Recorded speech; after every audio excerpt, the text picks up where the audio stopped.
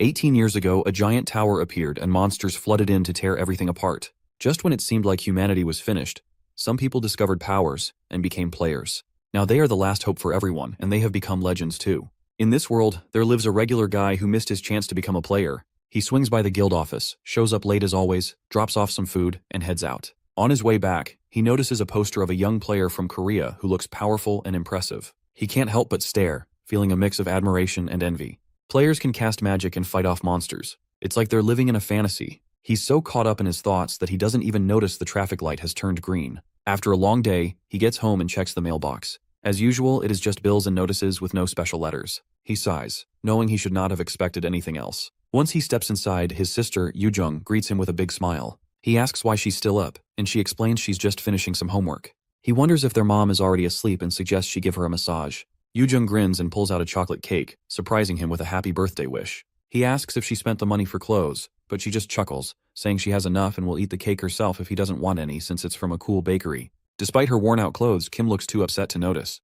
He pats her head and thanks her for the cake. She giggles and reminds him to check the letter before they dig in. As he looks closely, he finds a letter inviting him to the Korean Players Association. He freezes for a moment as it all registers. Yoo-jung hugged him tightly and said she wanted to surprise him. Filled with excitement, he glances toward his mom's room and feels a strong urge to change their lives for the better. The next day, Kim stands in front of the tall association building, trying to calm his nerves. Once inside, an employee shows him how to access his status window. His name and level 1 pop up, but his unique abilities are just question marks. He looks confused and asks why that is the case. The employee tells him those abilities have not been revealed yet. The thought makes him tremble as he wonders if he has something special inside him. Suddenly, he hears a voice calling out to him. It's Yoo Suk-woo, the super famous player whose face is plastered all over posters. Suk-woo offers to personally guide Kim inside, and he can hardly believe it. The employee looks unsure and mentions it's against the rules, but she eventually gives in since she can't say no. At the entrance to the tower, Suk-woo leads Kim through the portal. Inside, they find a huge crowd of goblins. Kim asks if that's normal, and Suk-woo explains that monsters sometimes gather up like this. Instead of being a hassle, it gives Kim a chance to learn the basics. He explains the goblin test, where a player must take down 100 goblins without skill use. Then, just like that, he jumps into action, slicing through them like they're nothing. He mentions that if someone takes 4 to 5 hours, they're decent. 2 to 3 hours means they're A rank. The real powerhouses can crush it in under an hour, while those with special abilities might finish in just 10 minutes. Kim is totally amazed by what he's witnessing. Suk-woo isn't just talking the talk, he's walking the walk. He moves with ridiculous speed and takes down goblin after goblin. He's wiped them all out in just 47 seconds when the dust settles. Kim is blown away when he finds out that top players usually need an hour to take down a goblin, and uniques only take 10 minutes. But Suk-woo managed to do it in under a minute. Seeing Kim's confusion, Suk-woo explains that unique abilities allow players to learn things in months that would take regular folks years. As they wrap up, Suk-woo asks if Kim's heard of the Angela Guild, famous for its young rankers. He shares his dream of building an even better guild with the best players, especially those with unique abilities. Before he leaves, he unfroze one last goblin and tells Kim it is time for his first real fight. The goblin charges at him, axe raised, while Kim stands ready to carve out his own path with his sword. Flash forward 5 years, and a sword slices through the air as a goblin jumps back in fear. Kim holds his ground, breathing heavily. Not too far away, a curly-haired guy and another in armor are chatting about how the 100 Goblin Challenge is getting popular again. Kim pulls up his status window and slams his fist into the ground in frustration because, despite having unique abilities, it still takes him over an hour to take down just one goblin. He got invited to Kim's association at 18, but his level has been stuck at 1 for 5 years. The scene cuts to a forest with a goblin's body sliced clean in half. Kim props the group for their effort and asks if anyone leveled up. One guy grins and says he did after just a few kills. Kim laughs, saying leveling is fast at the start, and promises they'll hit the second floor tomorrow. Before he takes off, he reminds them to meet at the entrance in the morning. As Kim walks away, someone asks if he's famous. Another person brings up the rumors about his special ability. The leader looks at a glowing stone from a goblin and says, if that were true, Kim wouldn't be stuck on floor 1, ranked last, and working as a guide. The brunette wonders if ranks below 2 even exist. The leader explains that Kim isn't a ranker, but the rumors just keep going. He's known as the guy who can't level up. Kim is hiding out in a spot where a few players hang out. He knows a goblin will spawn nearby, so he gets ready with his sword. He strikes first, but the goblin deflects his hit with a wooden spear. Even weak goblins can be a pain for a level 1 player. After a long struggle, Kim finally takes it down. Kim walks through the guild department at sunset, tallying up his expenses. He's left with nothing after selling the crystal and grabbing some potions. He lets out a sigh in frustration. The office door swings open, and Tayo steps out looking tense. Kim asks if he's done, and Tayo just nods silently. Inside, Kim asks Taesik what's up. Avoiding eye contact, Taesik mentions that Tayo will take over Kim's squad starting tomorrow. When Kim questions it, Taesik explains it's because of the rumors around the team. Before Kim can respond, someone announces that the Angel Guild just hit the 75th floor. The host talks about Angela's goal to conquer the highest floor yet. A big send-off is planned for tomorrow, and the city is excitedly buzzing. Kim notes that people idolize players as if they're something special, even though they're just normal folks. Taesik agrees, saying anyone can become one. Kim stays quiet as the news shifts to a breaking report about an S-rank gate in the United States. The government is looking to Korea for backup with a huge reward on the line. Kim barely reacts. The screen goes black, and Taesik, looking annoyed, asks why it was turned off. He gives Kim his paycheck and compliments him on his work. He mentions that Tayo seems guilty even though he acts tough. Kim reassures him that no apologies are necessary. Then Taesik asks if Kim can come in early for his next shift. Later, Kim meets Sukwoo's cousin Sunpil at the entrance. It catches him off guard and brings back nice memories of Sukwoo. The guide introduces the crew, and Jaewon, Sungwoo, and Hanol greet him warmly. Kim informs everyone that they've got 5 days to clear the training floor and points to the forest path, where they'll learn the basics. By the time sunset rolls around, training wraps up, and the team takes a breather. Kim whips up some meat soup while the others set up camp. Jaewon asks if Kim's level will ever change. Sunpil tries to shut him down, but Kim says they can ask anything. They chat about how easy the fight felt. Kim points out that first-floor goblins are pretty weak and easy to find. The training floor is just a warm-up for the real battles, and if they stay sharp, they'll be fine. He reminds them about the tougher monsters that guard each floor. Those guys can be a real challenge, even for guilds, but they drop cool rewards. Hanul and Sunpil look nervous, but Kim assures them that guardian fights are rare and can be handled with the right plan. As night sets in on the 4th floor, a green orc is seen running wildly among the dead trees. It trips over a stone and crashes down. Another orc comes along and brutally takes it out. This guardian orc then starts munching on its body. On the second training day, the squad battles some big but slow monsters on the 2nd floor, which makes things a bit easier. By the 3rd day, things get hectic with goblins and orcs everywhere. They can't really team up, and chaos ensues when someone whips a rock at an orc. As it turns out, this was all part of Kim's plan. The squad hangs back and watches the mayhem unfold, leveling up without too much risk. Sunpil is starting to see why Sukwoo trusts Kim so much. Later that night, Sunpil catches sight of Hanul writing in her diary. She's thinking about what class she might end up with, and Sunpil tries to answer her while brushing his teeth, which cracks everyone up. They settle in for the night, knowing they only have one more day before they hit the 5th floor. Meanwhile, our hero can't help but think about the challenges waiting for them there. On the 4th floor, they face orcs and goblins that are tougher and faster than the last bunch. Someone suggests they use the same trap as before. They charge forward, attacking and pushing the orcs back. Our hero watches the team closely when a sudden gust of dust begins to blow. He signals everyone to fall back as he suspects a guardian orc is nearby. He grabs his bag and starts running, but Jaewon falls and gets hurt while an orc looms over him. Sunpil jumps in and takes out the orc, but the goblins seize the moment and injure Hanul. Kim knows that real training is serious business, and one careless moment can really put the team in danger. Just then, a massive guardian figure appears through the dust, and the orcs rush into the fray. Kim tells everyone to escape and throws a smoke bomb to cover their retreat. They barely make it out, with Kim leading the way and yelling at them to keep moving. Finally, they find a hidden cave and take a breather. Sunpil asks about that monster, and our hero explains that it's the 4th floor guardian, and they have no idea why it showed up out of the blue. Sunpil is freaking out because Hanul won't wake up. The goblin's poisoned spear has made a nasty wound. Kim starts rummaging through his bag for the antidote, but it's nowhere to be found. It must have dropped out while they were making their escape. He's really bummed about it, but there's no time to dwell on mistakes. The squad's looking at him, waiting for him to devise a plan. Kim gets up and says he's heading outside to find help and will be back soon. They warn him about the risks, but Kim is like Jason Bourne on the tutorial floor, so off he goes to shoot a flare. He ducks behind some rocks as an orc strolls by. The guardian messes with the usual monster patterns, making figuring out how many are around tough. With just one smoke shell left, he can't screw this up. He decides to take a different route, planning to reach the hill in about 3 minutes to signal for help. But before he can move, a massive orc appears and strikes, slamming him into the ground. Blood runs from his mouth as his smoke bomb rolls away, releasing a thick cloud. Kim clenches his jaw, pushes himself up, grabs the signal pistol, and shoots it into the air. Kim makes a break for it, using the smoke to help him push through the pain. He knows this place like the back of his hand. While he's running, he spots the entrance to the 5th floor test.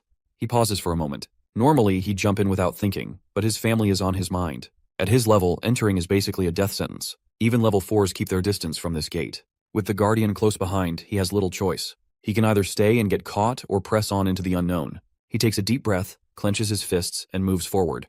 The doors swing open and light floods over him. A voice booms as the background check begins and the conditions are met. Kim wakes up on a vast green field. A system voice announces that the difficulty level has been reduced, and a test of the goat hunt appears. Without much effort, he strikes the goat down. More notifications confirm he passed the test and gained his unidentified ability. Kim is surprised as he was supposed to die here, but the test just ended. Before he can react, black energy surges and freezes him. A voice demands his name, but our boy is shocked by the pitch-black void. The voice curses its luck for getting a noob like Kim. It urges him to choose a name and form a connection with it. The system confirms that he must answer the request from an ego by naming it. Kim's eyes snapped open to see his sister and Taesik standing by his bed, surprised he was awake. Taesik explains he was found unconscious on the 5th floor 2 weeks ago. Guild players saw his signal flare and arrived to find the Guardian fleeing. Kim feels relieved knowing Sunpill and the squad are safe. Later, by the window, he calls his mom and reassures her the insurance covers everything. He promises to call once the doctors confirm his discharge. But deep down, he knows something's changed after passing the 5th floor, yet he's still level 1. A ring appears on his finger, and now our guy is outside the Korean Association building. Whispers spread as Kim returns through the portal. While new players train on the 1st floor, all eyes follow him as he walks the forest path. A player asks why Kim is so well known. His friend says it's because the guide can't level up, but a gloved man says that's no longer the reason. There's something else now. The portal swings open and a horde of giant orcs emerges. Kim, known as the killer of the tutorial, stands fearless while goblins rush forward with weapons raised. The ring on his finger flares to life, and a demonic sword appears in his grip. It glows with a crimson light as he takes his stance. The monsters hesitate as they sense danger. Kim lunges forward and cuts them down in an instant. His sword leaves streaks of bright energy behind. He jumps high and unleashes a final blow that scatters their bodies. As he fights, he remembers Ego asking for a name. With a smirk, he decides to call it Lu. The status window flickers, and Ego reacts with satisfaction. Kim's unique ability lets him form a bond with Ego. His level stays the same, but Lu increases exponentially with every kill. Kim stares at the bag of purple stones, remembering how scared he was of just 2 orcs. Now, collecting crystals from them feels like a real challenge. He relaxed in a green forest a month ago, casually checking his status window.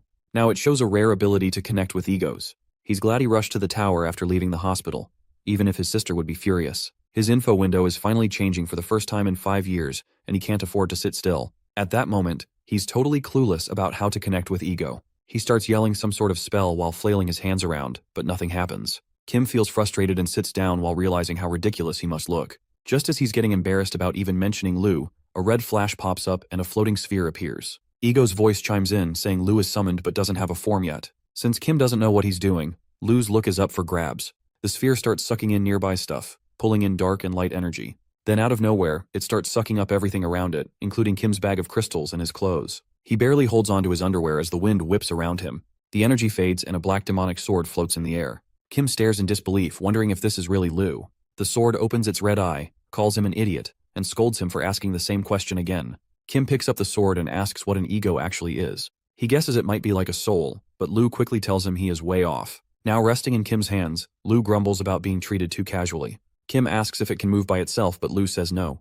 He then asks if an ego can change owners, and Lu explains it only happens if the owner agrees. Before Kim can ask anything else, Lu warns that if the owner dies, the ego dies too, so betrayal is pointless. Intrigued, Kim asks if Lu can feel pain, and again, the answer is no. Without thinking twice, he picks up a stone. A notification offers to turn on the pain sensation, so he decides to go for it and give Ego a real taste of life. After the latest battle with an orc, Lu gained some experience, leveled up and boosted its stats with every enemy taken down. Once the fight was over, Kim noticed that Lu had been around for a while and got curious. He asked if Lu missed the good old days. Lu admitted that thinking back on those times cranked up its killing intent, which it found embarrassing. This caught Kim off guard, but Lu quickly complimented Kim's vibe and switched topics. With a backpack full of crystals, they finish their hunt. Kim suggests exploring beyond the gate next time, but Taesik warns him not to. 4 American rankers recently died after mistaking a C-rank gate for an F-rank one. Strange gates started appearing for the first time in 23 years, right around when Kim met Lu. He brushes it off and takes a sip of his drink. Taesik warns him again, but Kim just stays quiet. Before leaving, Kim thanks him, and Taesik jokes by calling him a tutorial killer. Kim tells him to drop it. When the elevator opens, Kim checks his phone. Even with the warning, he can't back down since he's barely covering his loan interest. Scrolling through Gate Hunter job listings, he clicks one and makes a call, convinced nothing bad will happen. Later, at a coffee shop, Kim runs into his squad leader, Song-soo. After a quick intro, Song-soo asks if it's Kim's first time going for a gate hunt. Kim nods, and Song-soo hands him a contract that lays out how they'll split the loot and any penalties. They decide on equipment through a lottery system. Once Kim finishes reading it, Song-soo tells him to meet at Guri Station in 2 days, stressing that being late isn't an option. When the day finally comes, a bunch of hunters gather in front of the gate. These ongoing gates offer less loot but are safer, so they're popular with hunters. The crew makes their way through the dungeon. Kim spots 2 new swordsmen leading the way, with a guy and a girl trailing behind, trying to figure out how to team up since they all met online looking for gigs. Out of nowhere, Song-soo holds up a hand for everyone to freeze. There's a sound echoing from deeper in the dungeon. He pulls out his bow and warns that monsters are on the way. Just like that, a horde of walking dead comes charging at them. Song-soo yells for the tank, who raises his shield just as a monster slams into him. The swordsmen charge ahead while Song-soo shoots an arrow, hitting a zombie in the forehead. Even with their hits, the undead are tough to take down. In a flash, Kim jumps in and starts slicing through the zombies with a crazy speed. Within moments, all the zombies are on the ground with blood everywhere. The squad just stands there, stunned by what they've seen. Before Song-soo can let another arrow fly, the fight is already over. The group rests by the dungeon wall. The tank says Kim is helping them clear the dungeon way faster, and a swordsman points out that Kim's moves don't match a typical level 7 player. Kim just shrugs and says he's lucky. They laugh, recalling how easily he handled the monsters, and one jokes about joining his crew. Song-soo, focused on his arrows, ignores the chatter. The others admit they owe Kim their lives, but Song-soo quickly reminds them it's time to move. Kim checks on Lu, who complains about the awful taste of zombie blood. Brushing it off, Kim says the boss room is sealed. The group notices him whispering and exchanging glances. In the boss room, they find huge steel bars blocking the path, likely meant to trap the monster. Song-soo begins explaining the plan, but the tank cuts him off, saying they already know the basics. Song-soo scowls and warns the team that even a mistake could ruin everything. The blonde swordsman grumbles in frustration, and the sorceress grits her teeth but stays silent under Song-soo's sharp stare. They melt the bars with a special solution and quietly slip into the boss room. Song-soo climbs to a higher ledge and fires an explosive arrow that blasts lightning straight into the huge monster. The boss, furious and eyes blazing, swings his fists wildly. Byung raises his shield but is sent flying when Taesik smashes through it. The swordsmen charge in and land a few blows, cutting the boss's tough skin. Suddenly, the boss changes tactics. He hunches over and covers his head, causing his defense to skyrocket and making further attacks useless. The squad leader signals Kim, knowing his strength is their best shot. Kim leaps high with his sword raised. As he soars, a voice echoes in his mind, telling him that his fusion with Lu has grown stronger. With a fierce swing, Kim unleashes red lightning that crackles across the air. The swordsman and the tank look amazed. A notification appears saying the Guardian of the Talon Gate has been defeated and they have earned experience points for it. The girl and Song-soo watch in shock. Our hero stands still as he struggles to believe what he is seeing. Another notification shows up saying he has unlocked a new skill called cannibalism, which allows him to regain strength by eating corpses. Boss's body is sprawled out in the middle of the room, and the squad is taking a moment to admire the scene. Byung and the swordsman grab Kim by the shoulders and start asking for his phone number. Song-soo grabs everyone's attention and shows off a paralyzing dagger they looted. As agreed, he reminded the group that they needed to draw lots to split the loot. The tank claps Kim on the shoulder and jokes about whether he wants the dagger. Kim frowned and said that the one who did the work should keep it, and that he and Deo would back him up. The others laugh, teasing Kim for still pretending not to notice them. After 5 years as a guide, Kim can usually read people well, but their behavior feels off. Across the room, Song-soo and a girl sit calmly, clearly hiding something. The squad leader pulls out some bones from his pocket, ready to sort out the loot. The swordsman and tank exchange glances, and suddenly the tank jumps up and swings his blade right at Song-soo's heart. Before the blade even gets close, Song-soo grabs the attacker's arm in midair and flips him over his back. The tank crashes to the ground and grits his teeth. He looks up and asks if this is all some setup. Kim doesn't answer. He already knows. One wrong move and he is ready to kill. Dio freezes when told to act. He stands there shaking, scared of what Kim might do. The tank tries to explain that it was meant to be a joke, but Kim knows he nearly got Song-soo killed. Kim observes the girl with the burning eyes gripping a dagger in her hand. She did not cast any spell. Kim did not even see her draw the weapon. If she is not a mage, then she is something else. Kim remembers how Song-soo did not even flinch when the knife was pointed at him. He only looked at the blade. Kim narrows his eyes and asks them who they really are. Song-soo just smiles and says he was about to ask the same thing. Our boy asks what they're planning to do with him. Dio's freaking out, saying he didn't know Byung was going to hurt Song-soo and just went along for a reward. Kim says that since Song-soo was the target, he had to make a call. The squad leader turns to the girl, calling her harem, and she jumps back like she's in a dark fog.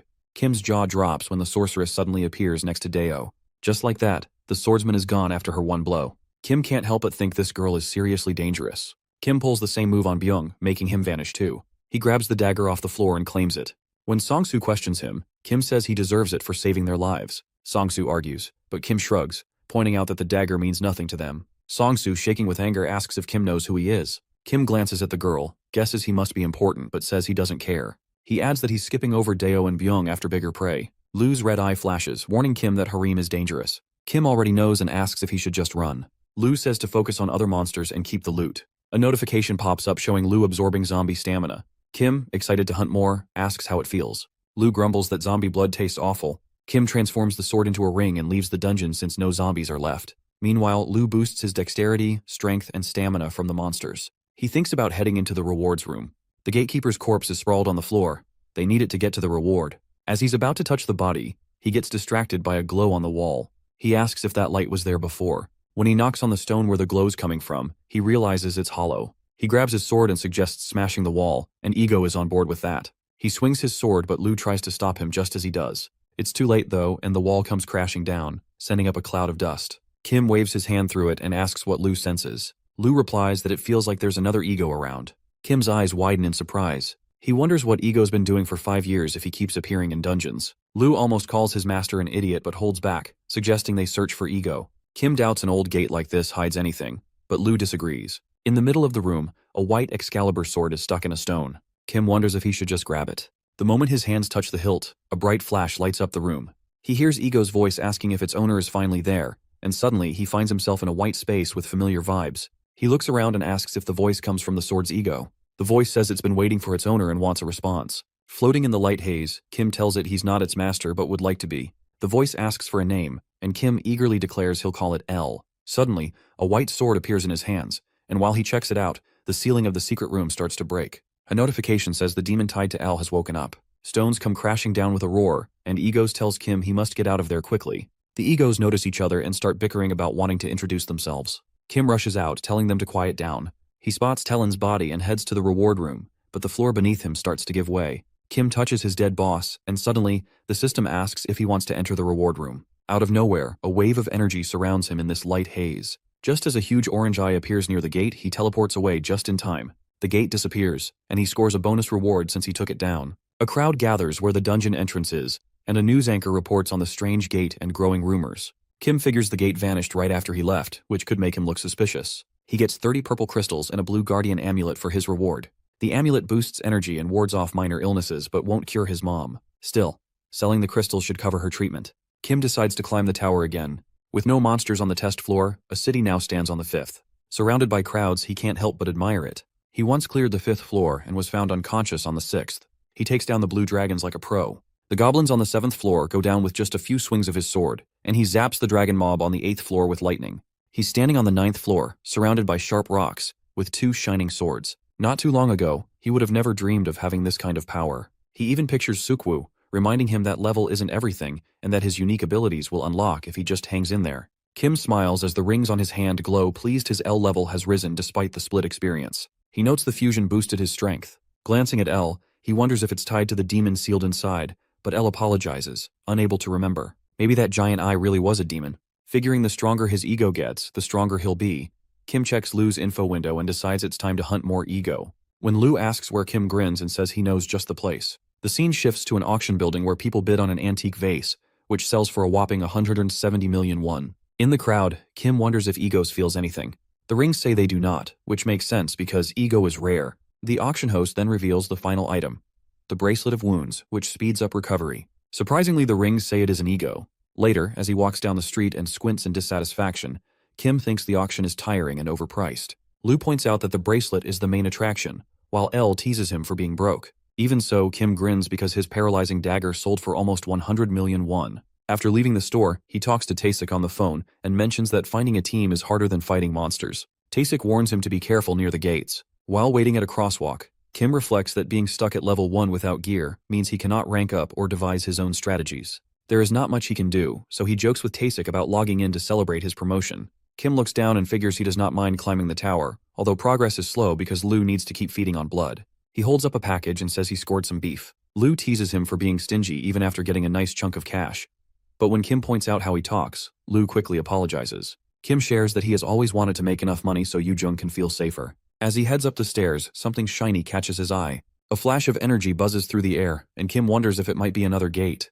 Kim knows that if the witnesses of the gate let the association know where it is, things can get messy. The first person to prove the gate's location gets dibs on attacking it and selling the rights. Taesik is watching the gate closely, wondering if it's close to Kim's place. But when he checks on Kim, he suddenly chokes and spills coffee all over himself. Now Kim is geared up to enter the gate and grab those rights, and he's reminded to take the necessary precautions. Taesik compliments him on his progress and says he wants to chat. At a cafe, Taesik asks if Kim feels confident in his skills. Kim admits he's way stronger than he thought and mentions he's on the 11th floor, which Taesik already knows about. Taesik drops a bombshell. telling Kim he has 4 days to get ready before they meet up.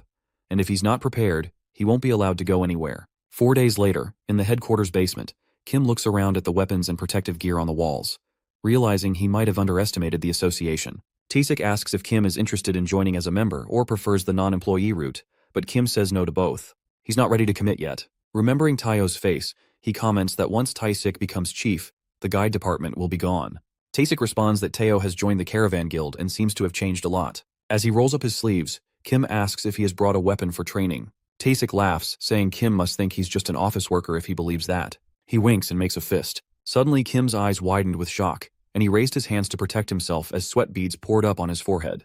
Taesik, looking confident, says he's still got it, so Kim shouldn't underestimate a top ranker. He raises his hands, a dark aura surrounding him, and tells Kim to come at him. Kim yanks his hand out of his pocket, knowing he can't take down the boss, but he is not about to just stand around. His amber eyes widen as boss's foot comes right at his head in no time. Then boom, an explosion goes off right in front of him. He grits his teeth and slides his foot on the floor. Taesik drops to one knee while Kim jumps back, sword in hand. Taesik gives him this skeptical look and asks if he's really ready. Kim thinks about how top rankers are on a whole different level. Taesik frowns and tells him to get serious because losing focus behind the gate means the game is over. Kim frowns and admits he's been a bit too cocky. He grits his teeth, reminding himself he's not totally unprepared. Flashback 4 days earlier at the game items market in Dongdaemun.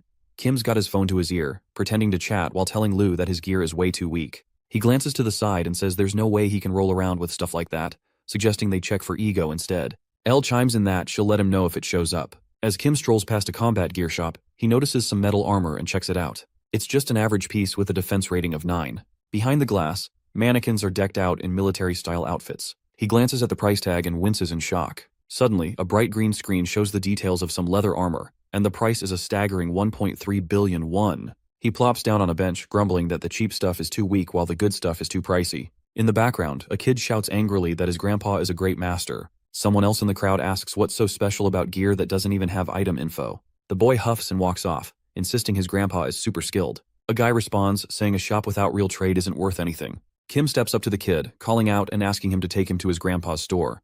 The kid grins and agrees. They walk down the stairs, which leads to a dark spot. Kim's feeling unsure, but Lu and Elle are all cool with it, saying everything the kid's wearing has some ego in it. This kid has some ego power, even if it's all artificial. Grinning, he swings the door open and tells his grandpa he has a visitor. As Kim walks in, Minsu proudly brags about how great his grandpa is. Out of nowhere, Kim's eyes go wide. He enters the room with all the equipment and realizes it's all just ego in there. Lu and Elle can't believe that regular humans are making them, but then they realize that egos is missing a sense of self, making them feel incomplete. Kim is standing there, staring at the green screens, when a gray-haired guy walks up and tells him to scram because he won't get what they're worth. Wong, an old man who's fed up with people who just don't get it, is taken aback when Kim says he actually wants to buy his stuff. Wong explains he doesn't sell because most folks don't know how to use the equipment. Kim asks if he'd sell it if he could actually use it. Wong tells Kim to check out the place and then leave. But Kim starts naming off the features of the weapons just by looking at them. Wong looks stunned as Ludley asks to see what the sword can do. Kim calmly agrees. Wong then hands him another weapon and asks if his biggest wish is to give it to someone who will truly appreciate it. Kim confidently names the weapon Sharpness. Wong is shocked, and even Minsu freezes wide-eyed. Kim places the weapon back on the stand while Elle jokes that Wong clearly dislikes the name. The blue-tiled room is packed with weapons. Later, during training, Kim and Taesik face off. Kim charges so fast that he leaves 2 bright streaks behind him. Taesik stays calm, easily deflecting the attack, and shouts that Kim's sword wavers and that he needs to strike with real force at the vital points. Realizing he's up against a former top-ranked, Kim sharpens his focus. He swings again, but Taesik dodges effortlessly. Kim tries again for another hit, but Taesik sidesteps like it's nothing.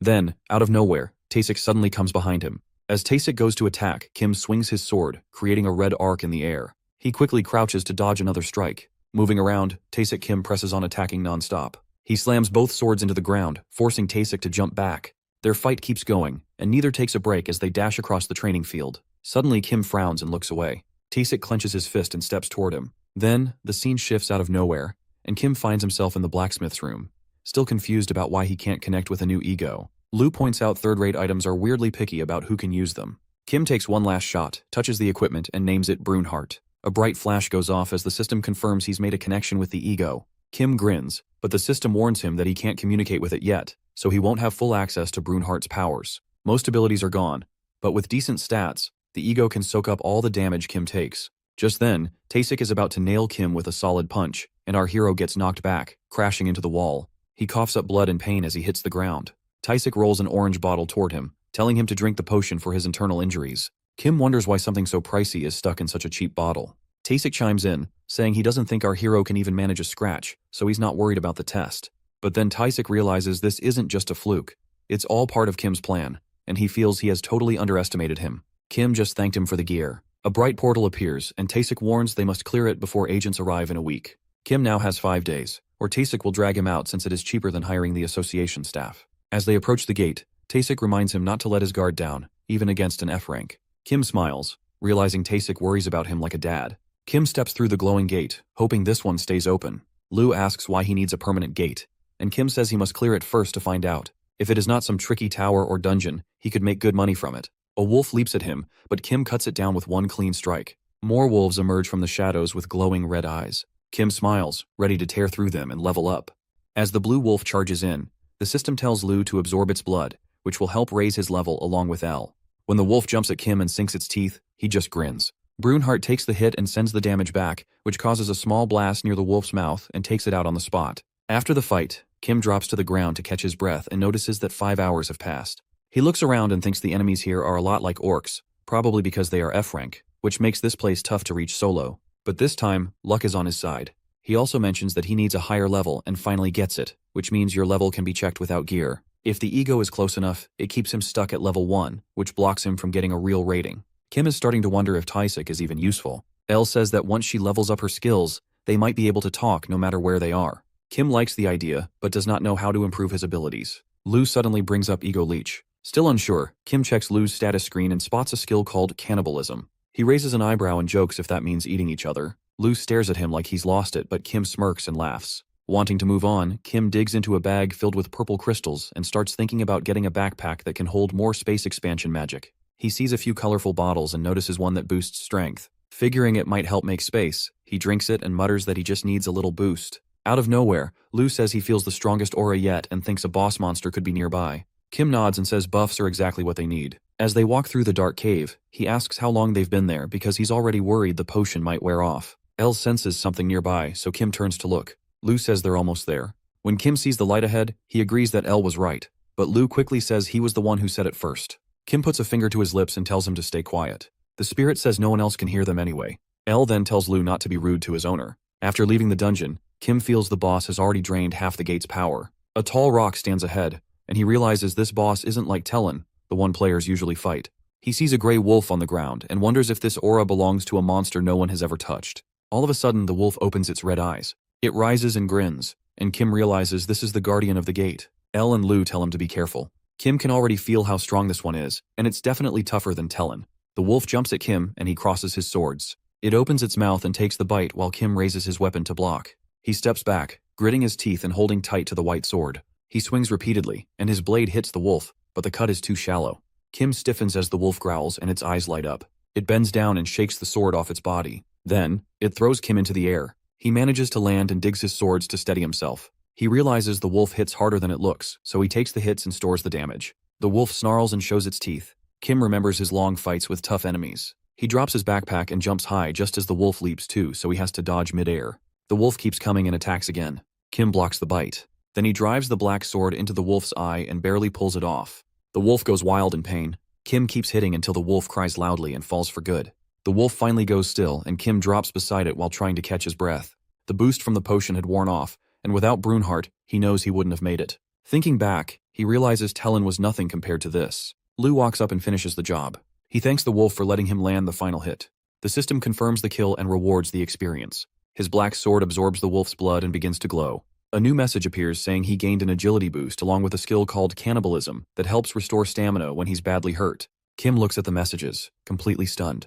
As Lu starts using most of the dead monster's body, some drops of blood land on Kim. He grips his sword and watches as the wolf's body slowly rips apart. Then the system finally speaks, saying Lu has absorbed the wolf named Chang Yung and turned it into an ego. Kim sits on the ground, holding the crystal in his hands, wondering what happened. Lu admits he has never heard of a monster becoming an ego. Kim asks Elle, but Elle has no answer. Kim lifts his hand to his face and stares off to the side, deep in thought. He glances at the black sword and asks Lu if he holds the wolf's ego. Lu says no. Kim turns away, still trying to figure it out, and opens his status window to check his info. Kim notices that one of the egos he picked up has the wolf's name. His eyes widened, and for a second, he thought he should yell out the skill name just like last time when he screamed so loud it shook the place. But this time, he decides to save it for later. He gets to his feet and says he tested out how useful the cannibalism skill is, and he's pretty happy with it. On top of that, he also picked up a blue crystal, which was even better than the purple one. Feeling good, he starts walking toward the reward room. But then, out of nowhere, he stops and starts looking around in a panic. The egos are confused and have no idea what's going on.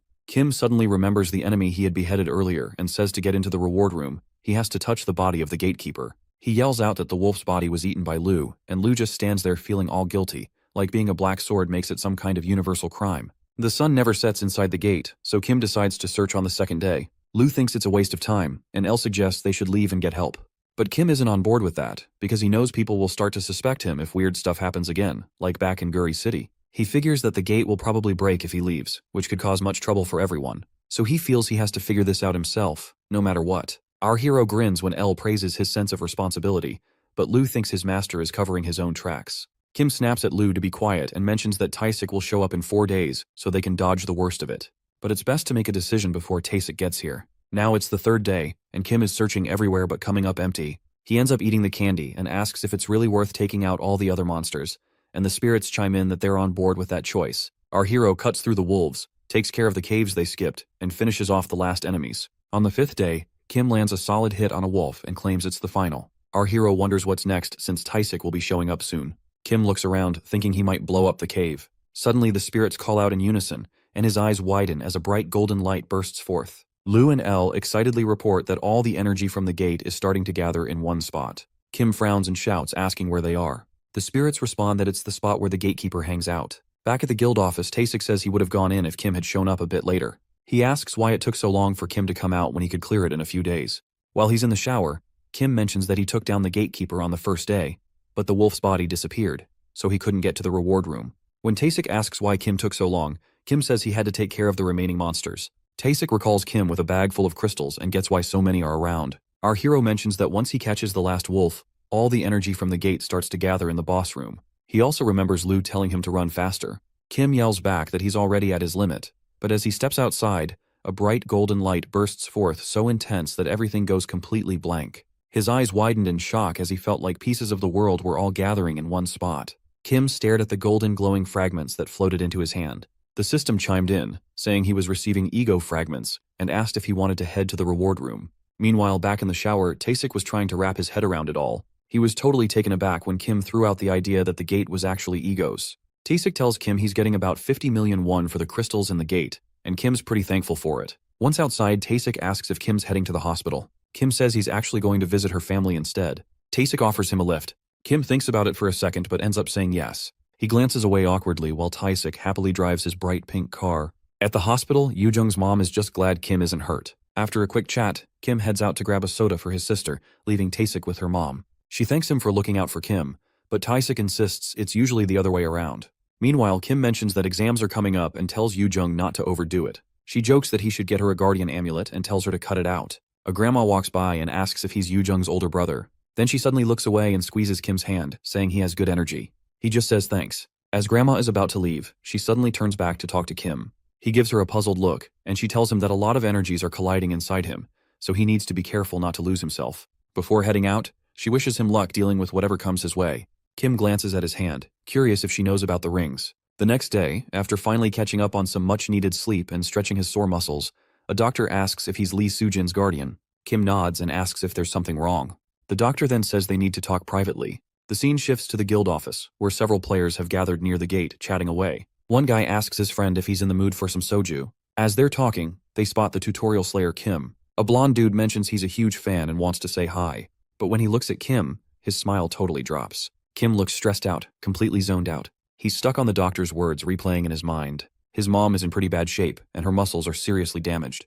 They've tried everything, but it's just too late now. Kim steps through the gate without saying a word. A group of massive bull-like monsters waits for him, but his mind is somewhere else. He keeps thinking about what the doctor said. They don't know what is making her sick. All they could do was say sorry. She has anywhere from 3 months to a year left. Anger and guilt push Kim forward. He blames himself. He thinks it is all because of him, if he had not hesitated. If he had not stayed in the background?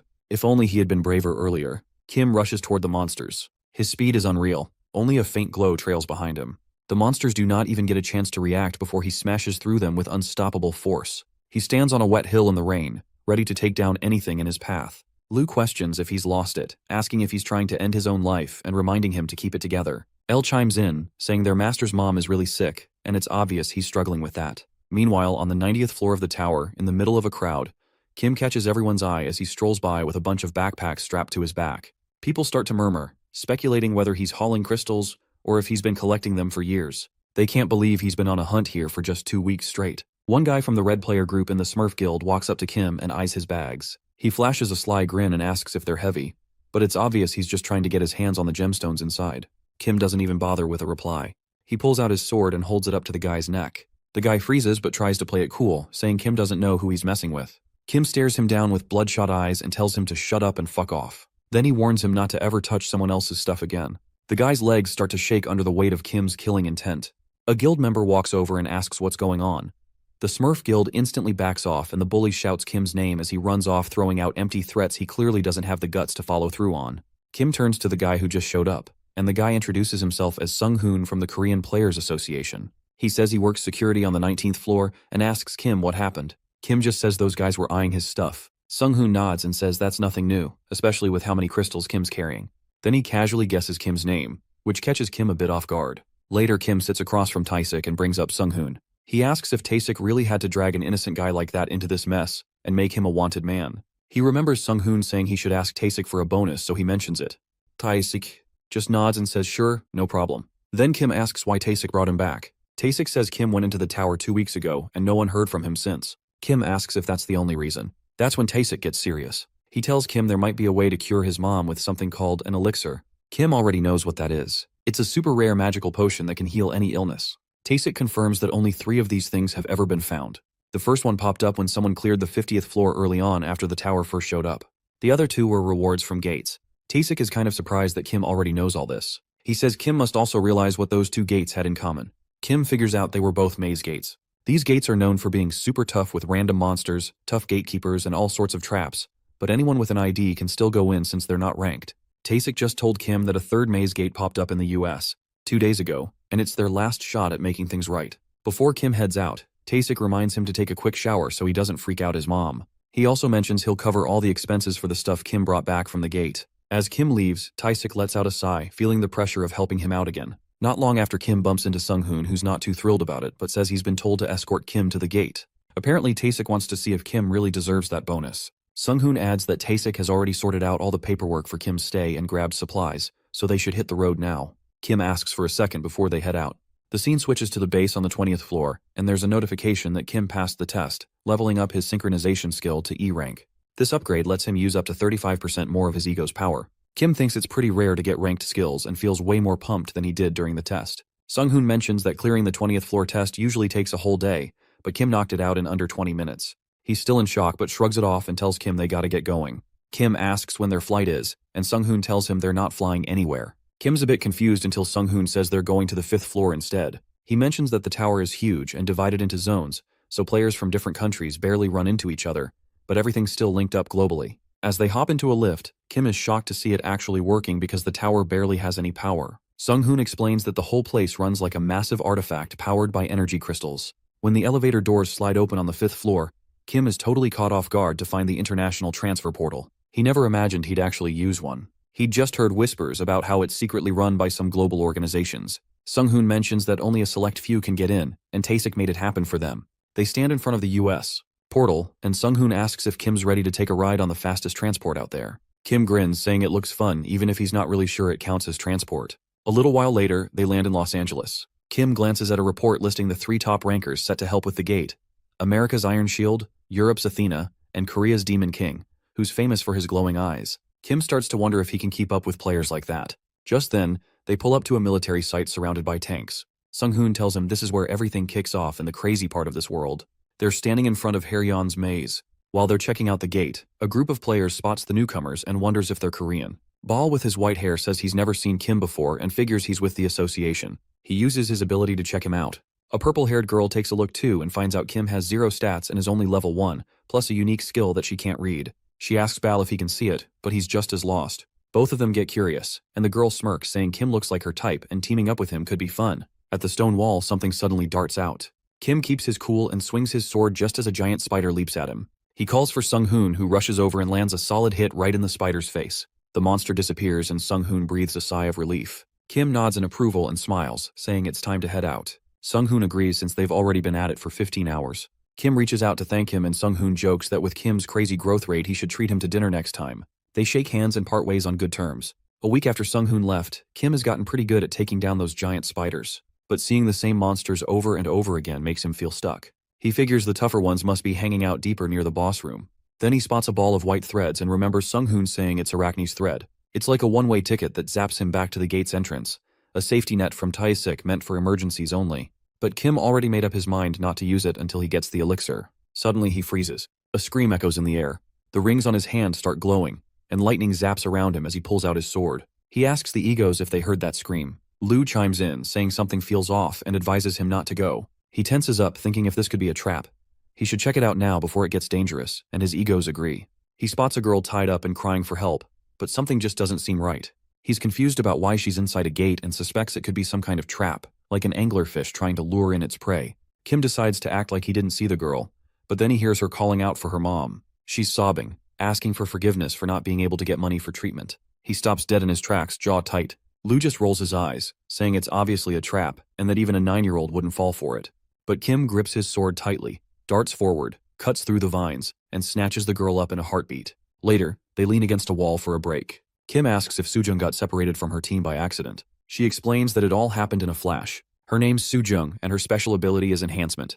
Kim thinks that even a kid as young as 10 could become a player if their skills kick in, although it's tough for minors to join teams. Since enhancement skills are pretty rare, that's probably why Sujung found herself in such a dangerous spot. He hands her a basic safe zone kit which will only work for a day, but he hopes someone might show up to help her during that time. Suddenly, Sujung stands up with tears in her eyes and begs him to take her with him. He turns her down, saying that players need to learn to survive on their own.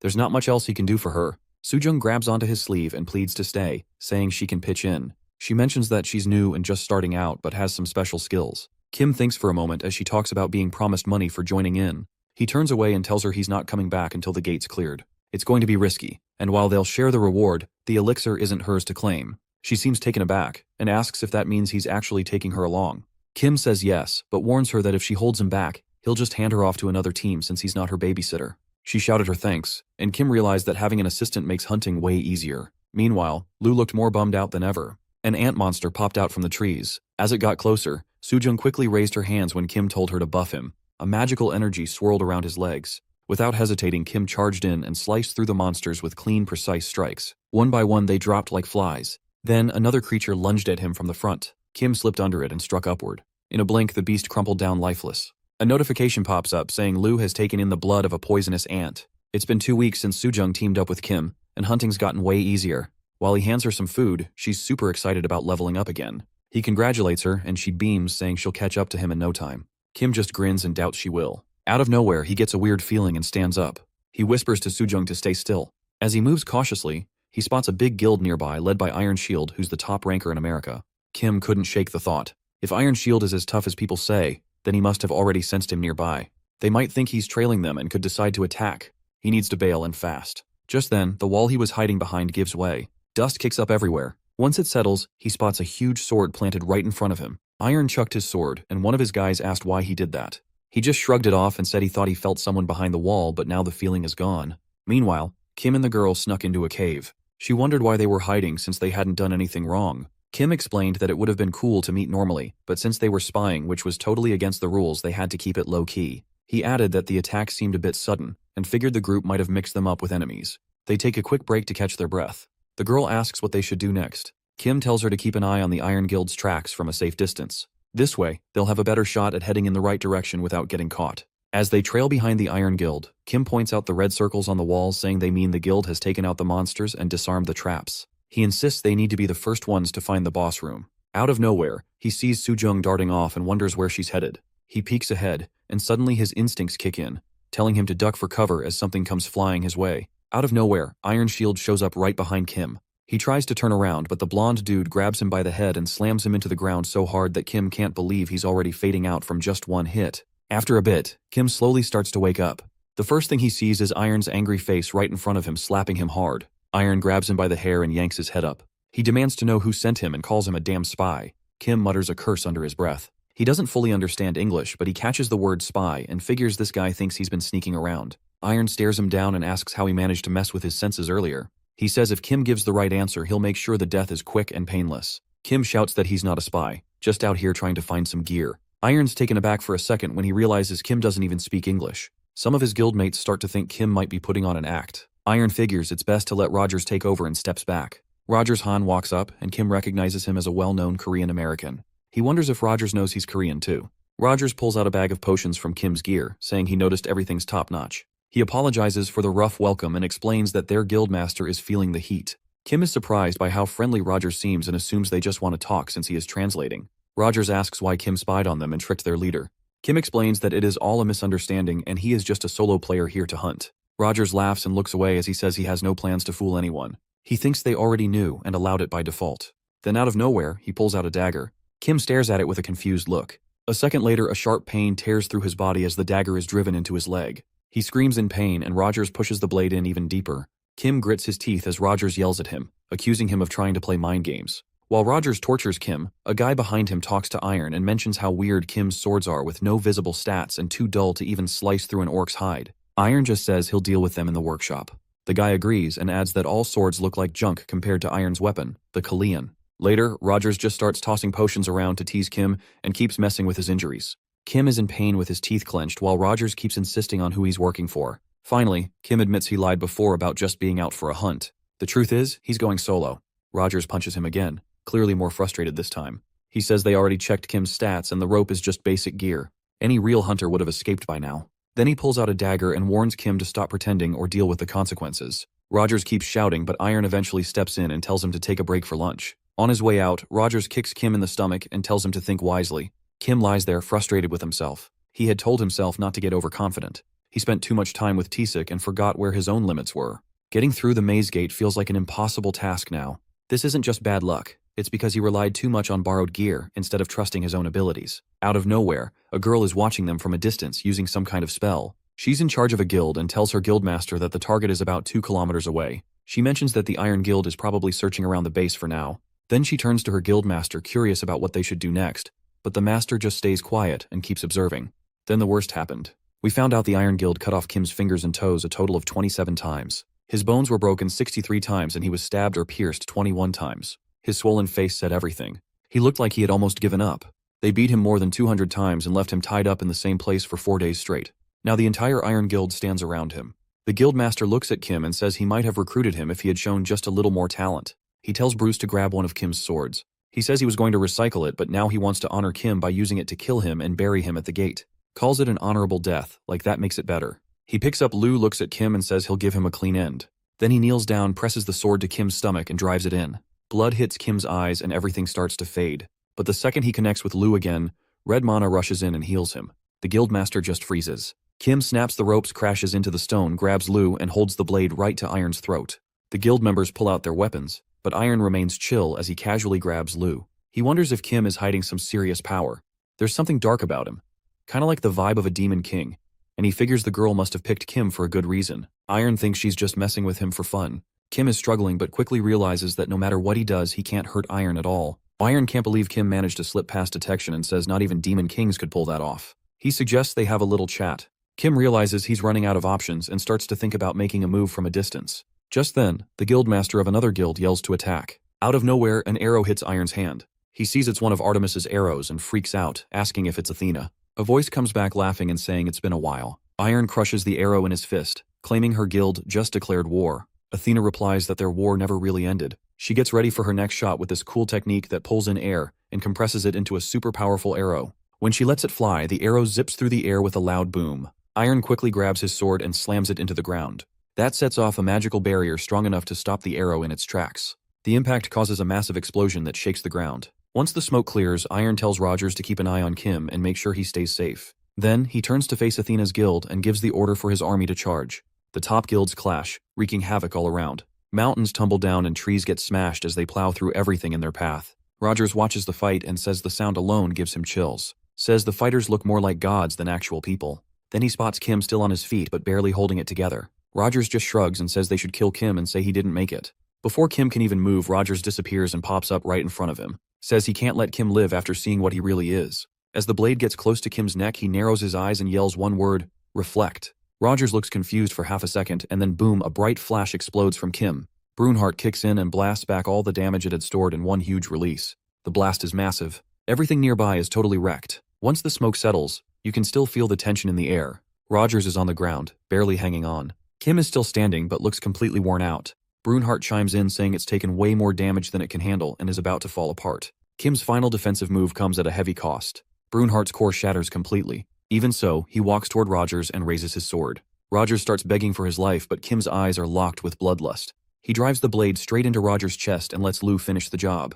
Right after that, Kim stumbles and drops to the ground. Back when Iron stabbed him, Kim pulled through by syncing with Lu and healing himself. But now after using Brunhart, the damage is too much. The bleeding just won't stop. Out of the blue, someone calls his name and he looks up hoping it is his sister Yu Jung. Instead, the girl beside him frowns and says he's got it wrong as her name is Su Jung. He notices a weird smirk on her face as she plops down next to him. She starts talking about how if she saves his life and gets him the elixir he needs, he'll owe her one. Then she hits him with the question, what's he willing to give back? Is he going to risk his life for her or be her slave for good? Her tone seems all playful, but there's definitely something darker lurking underneath. Kim hesitated at first, but eventually raised his hand and spoke up. He mentioned he needed one more thing, which was help to take down Iron. With a clenched fist, he declared his intent to destroy the Iron Guild. Sujung pointed out that now he was asking for 2 favors, but she still encouraged him to go along with the deal. Just before losing consciousness, Kim tacked on one last request. He wanted his sword back from the guy with the white beard. Then his hand fell and he completely passed out. Sujung shook her head, wondering how many more demands he was going to throw at her. Bal shows up and mentions that Kim is quite the character. Sujung no Diaz and says that while Kim might come off as a nice guy, there's definitely more to him than meets the eye. Someone managed to bring out a darker side of him. She glances at Lu's glowing red light and asks Bal if he noticed how Kim stabbed Rogers. She's sure it wasn't just him losing control. He aimed for the vital spot on purpose. It might have been his first kill, but he did it without any second thoughts. Bal then asks what she plans to do about Rogers, who's still alive but coughing up blood and barely hanging on. Sujung decides to just leave it up to fate. She thinks Kim would prefer to let him live. As she talks, her hair starts to change and purple energy spreads all over her body. She smirks and says revenge always tastes better with time. Bal asks if she's back as the Demon King. She tells him to chill out. That name was just a rumor people came up with. She steps forward, glowing purple, and says she's the one who's going to take down the Demon King. Kim suddenly wakes up and realizes he's alone in this strange glowing grid space. It hits him that he's stuck in his dream, the same one that's haunted him for 5 years. The nightmare had faded after he met Lu, but now it's back. When he touches the eerie surface around him, all those haunting memories start flooding back. He finds himself in a narrow well surrounded by stone walls that completely cut him off from the outside world. The rope he's holding feels like a reminder that he can never climb out on his own. He always needs someone to lift him up. Even his dreams now seem to mock him with that reality. As Kim sinks into despair, Lu shows up looking like a worn-out demon and reminds him that their connection has already fallen apart once. He asks how long Kim plans to hold on to it. When it comes to borrowing power, Lu questions how it's any different from relying on strength that others use. Whether it's earned or just a lucky break, the power Kim once had still belongs to him. Kim stares at the demon and asks who he is. Before Lu can answer, another voice chimes in. He turns to see Elle glowing like an angel, saying her power is his and pleading with him not to give up.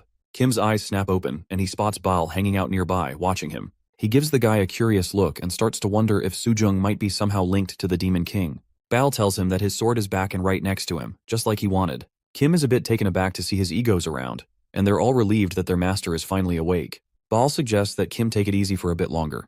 They've patched him up with potions, but he should probably avoid moving around too much for now. Out of nowhere, the ground shakes like crazy. Kim looks up and sees Sujung floating above the ground. Cracks start forming everywhere. Then suddenly the earth bursts open with this weird flash of light. Kim asks what's happening, and Bal replies calmly that it's a monster command.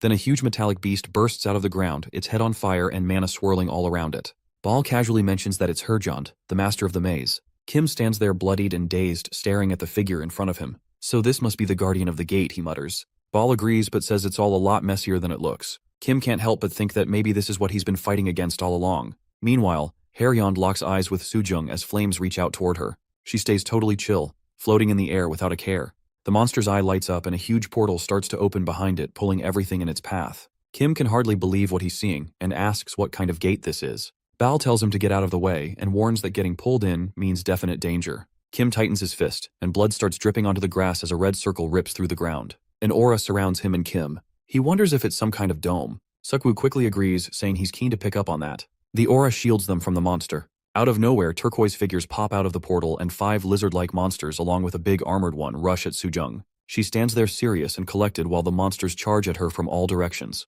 A wave of violet energy called ink flame bursts out, and the monsters let out a terrifying screech as a huge sword wrapped in blue-violet flames appears. Sujung lifts a finger. Inside the barrier, Kim is left speechless. The sword gives off this intense vibe, and Kim remembers Rogers mentioning that they call them deities. The armored beast turns to face the blade. Out of nowhere, purple energy crashes down, shaking the ground and sending black lightning all over the place. A huge rift opens up in the earth. Meanwhile, in a chill room with big columns, a small chest holds a glowing purple bottle. Lu can't believe he finally scored the elixir. Elle gives him a high five. Kim shuts the chest, still unable to wrap her head around the fact that it's real. Later on, Sujung Bal and Kim are hanging out by a tall wall. Kim is feeling more puzzled than relieved. Sujung tells him she stuck to her promise and still wants revenge, but he shouldn't expect her to hand it to him on a silver platter.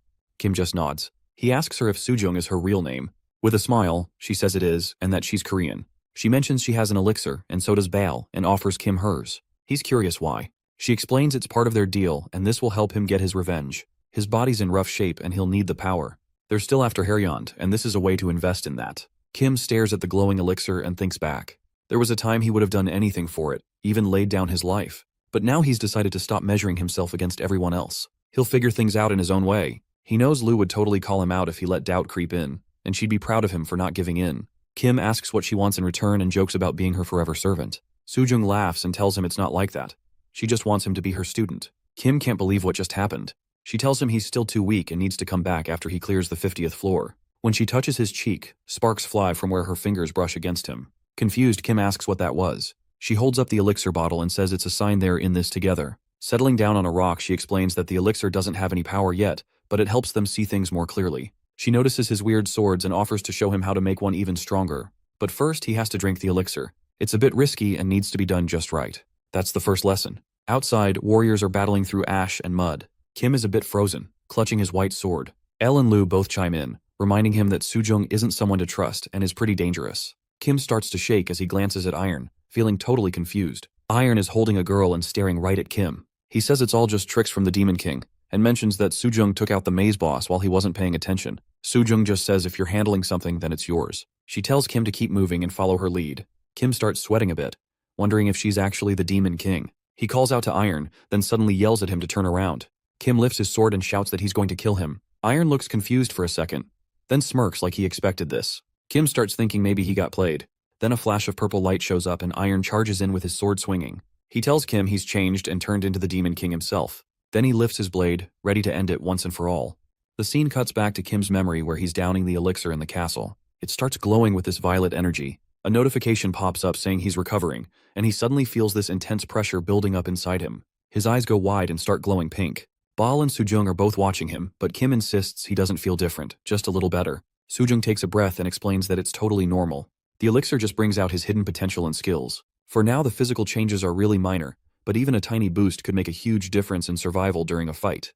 The first thing he notices is how differently he reacts now. Back in the heat of battle, Iron's sword zooms past Kim's face. He quickly dodges just in time, and the blade slams into the ground, making a huge thud as Kim pushes himself back to keep some distance. Sujung had already filled him in on this part. The elixir really sharpens your senses, and now Kim is finally feeling it for himself. Iron's fast moves, which used to look all blurry, are starting to come into focus for him. From a distance, Sujung is watching and gives a nod of approval to Kim for getting closer to ranking up. But Kim gets where she's coming from. The elixir hasn't made him strong enough to take down Iron's shield just yet. He knows that as a newbie, he can't expect to overpower a pro. Sujung told him that for now, all he could really do was dodge and wait for the right moment to strike. She even said that you don't use a sledgehammer to kill a fly. Kim remembers mentioning how Iron never really lets his guard down. The way he stays calm isn't cocky.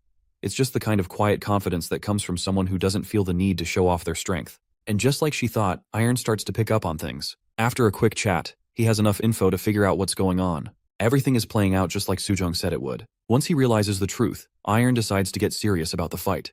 He activates Kalion, his sacred weapon, and a wave of mana starts spreading all around him. He charges straight at Kim and swings his sword in a big wide arc. Kim braces for impact and turns to face the strike, remembering what Sujung told him. When Iron does this, he can't hesitate or flinch. He just has to meet it head-on with his own blade. But things go off plan. A spark lights up on Earth, signaling the awakening and starting to soak up Kalion's power. Iron's taken aback. Elle explains that only a small amount can be absorbed because of the user's low level. The whole thing wraps up in no time. Blue notices that Iron looks totally shook, surprised that his invincible attack actually got blocked. As Iron stumbles realizing he's lost his power source, Kim takes the chance to dash back and create some space. It's time for the final move. He pulls out Arachne's thread balls. When Iron sees Kim retreat, he freaks out and lunges forward, shouting that he won't let him get away. The thread wraps around Kim as he flips Iron the bird. Iron swings his sword, but Kim vanishes right in front of him. He curses, and Sujung bursts out laughing. Iron turns to her and suggests she should keep him entertained instead. But Sujung just coolly calls up this huge flare behind her. When her demonic energy kicks in, Iron goes totally still. Meanwhile, outside the portal at the military base, Kim is just chilling, waiting for Sung-hoon. When Sung-hoon steps out of the car, they share a friendly smile. Kim tells Taesik that Sung-hoon was the one who helped get his mom back home, so he couldn't give her the elixir at the hospital. He gives a big thanks to both Taesik and Sung-hoon before heading out. In the room, his mom opens her eyes and realizes her son is back. He asks how she's doing. She says she wants to see him one last time before she goes and starts to cry. Kim tries to keep it together and tells her that everything's going to be okay now. With a shaky voice, she says there's something she's always wanted to tell him, but then she starts coughing and looks even worse. Kim quickly downs the elixir, and a soft purple glow spreads across her face. She finally relaxes, feeling that everything will be all right. Before long, she falls asleep right there on the floor. Elle and Lou remark that it must have been a lot for her to handle in one day. They're still worried about how close she is to them, but there's not much they can do. Later that night, there's a sudden bright flash, and Kim's mom opens her eyes as her body slowly starts to heal. The scene shifts to Yoo-jung dialing her brother's number and gets ignored like always.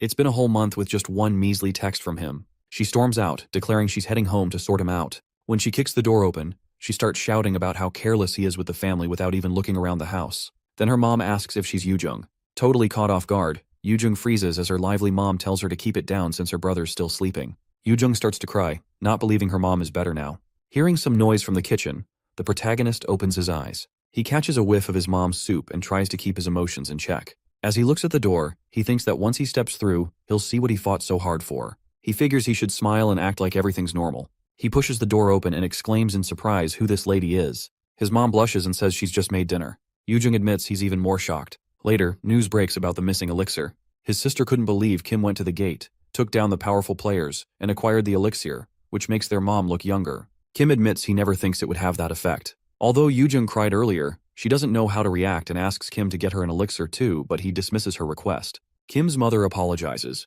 but he brushes it off by saying it was not that tough and that his son is capable. The next day, Taesik visits and says he has something important to discuss, so he will come by later. His mom asks him to join them for dinner next time and thanks him for everything he does. Taesik blushes and promises to visit soon. At a cafe, Taesik enjoys pork and wine and jokes about how Kim gets his elixir. He admits he finds it hard to resist soju snacks. Picking up on his behavior, Kim asks if he has feelings for his mom and points out that Taesik has been looking after her while he was away. He adds that he doesn't think his dad would mind if it was someone like Taesik.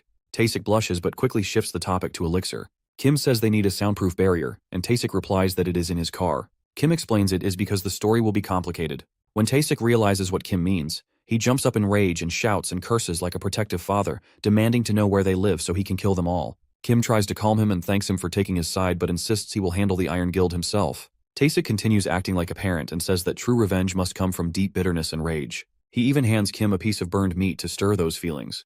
But Kim tells him to stop pretending to be his father. Kim then changes the subject and says he still has another debt to settle. He asks about the Guardian on the 4th floor. Taesik answers that there are 37 players in total and 70% of them are C-class. The group is strong enough to defeat the 30th floor Guardian, and they are expected to return with good news. At night, a guy sprints away, saying that the association needs to know the Class C subjugation army has been wiped out. He has his arm severed, and blood gushes out of it. More than that, a terrifying monster lurks behind him and savagely kills him. Sung-hoon reminds Kim that both he and his mother need a checkup after drinking the elixir, but says only Taesik can handle it, not a regular healer. He then mentions the yellow crystal Kim received and explains he already sent half the earnings to Taesik, who reluctantly accepted it to clear his debt. Sung-hoon suggests checking the details, and Kim sees that nearly 20 billion coins remain even after tax. Sung-hoon says he scouted homes along the Bukhan River and picked the best options for Kim to choose from. When Kim asks how he chose the house they would soon call home, Sung-hoon explains that Taesik officially made him Kim's personal assistant. Excited to start, he shows his contact details. The scene shifts outside a large building, where Sung-hoon, carrying their bags, says he has prepared everything and asks Kim what he plans to do with all the money. He tells Kim there are still 8 billion won in cash. Kim replies that he will pay off his debt and buy new equipment. Sung-hoon asks how much Kim owes, and when Kim says 3.5 billion coins, he shouts in disbelief. Kim reflects that the man who let him buy armor on credit must be crazy, but admits he was just as reckless for accepting. In the end, he manages to earn enough to pay it all back. The scene shifts to the armor shop. A small child runs in and excitedly shouts that a customer has arrived. Outside the shop, Kim and Sung-hoon wait near the entrance. Sung-hoon tells Kim he will wait upstairs. Kim thanks him and wonders who the visitor might be. The blacksmith steps out and looks at Kim in surprise. He says Kim has changed so much in a few months that he barely recognizes him. Kim greets him politely and asks how he is. The blacksmith replies that he is well and mentions he received the money Kim sent through the association, although it was not the full amount. Kim immediately apologizes, but the blacksmith tells him not to worry. He explains that Kim's letter showed he had sent all his life savings, and he admits he had already written off the debt, believing Kim would not survive. Kim laughs and says he has come to pay the rest. The blacksmith smiles and agrees to accept it if Kim insists. After a moment, his expression turns serious and he asks if Brunhart is gone. Kim hesitates, then confirms that Brunhart disintegrated after saving him. The blacksmith sighs and says that was always Brunhart's fate, though losing a weapon is always sad. He then asks Kim to share what happened in Brunhart's final moments. The next day, while Kim talks to her mother, Yoo-jung looks at Kim in confusion and asks how he grows taller overnight, wondering what happened. At the office, Sung-hoon stares at Kim in amazement and jokes that he should become a model. Kim tells him to stop talking nonsense. Sung-hoon, still shocked, points out that Kim has grown 3 centimeters overnight and praises the elixir for increasing his muscle mass. Kim's thoughts drift to a memory of his sister yelling at him for an elixir. He remembers she said the same thing before. When he notices that his eyes have turned dark brown, he reflects on his past struggles. No matter how hard he trained, he never saw real results. After awakening, however, his body transforms completely, and even his muscles clearly show the change. Suddenly, a window appears showing that his body is restructuring. Kim mutters in confusion. Loo mocks him for being weak and Kim tells him to shut up. Later, Sung-hoon says he has Kim's test results and starts with the stamina test. He jokes that 25 years ago, Kim would have broken Olympic records. Kim frowns and asks why he's using ancient standards when neither of them has even seen the Olympics. Sung-hoon just smirks and says Kim is around level 10. Kim snaps that he should have just said that from the start. Sung-hoon tells him not to be shocked because Kim's mana and mana control are excellent, and he has SS potential, which is a sign of a top-tier class. When Sung-hoon shouts that Kim should at least act surprised, Kim calmly replies that the Demon King already told him everything, so he is just playing it cool. Taesik walks in and asks if Kim is done.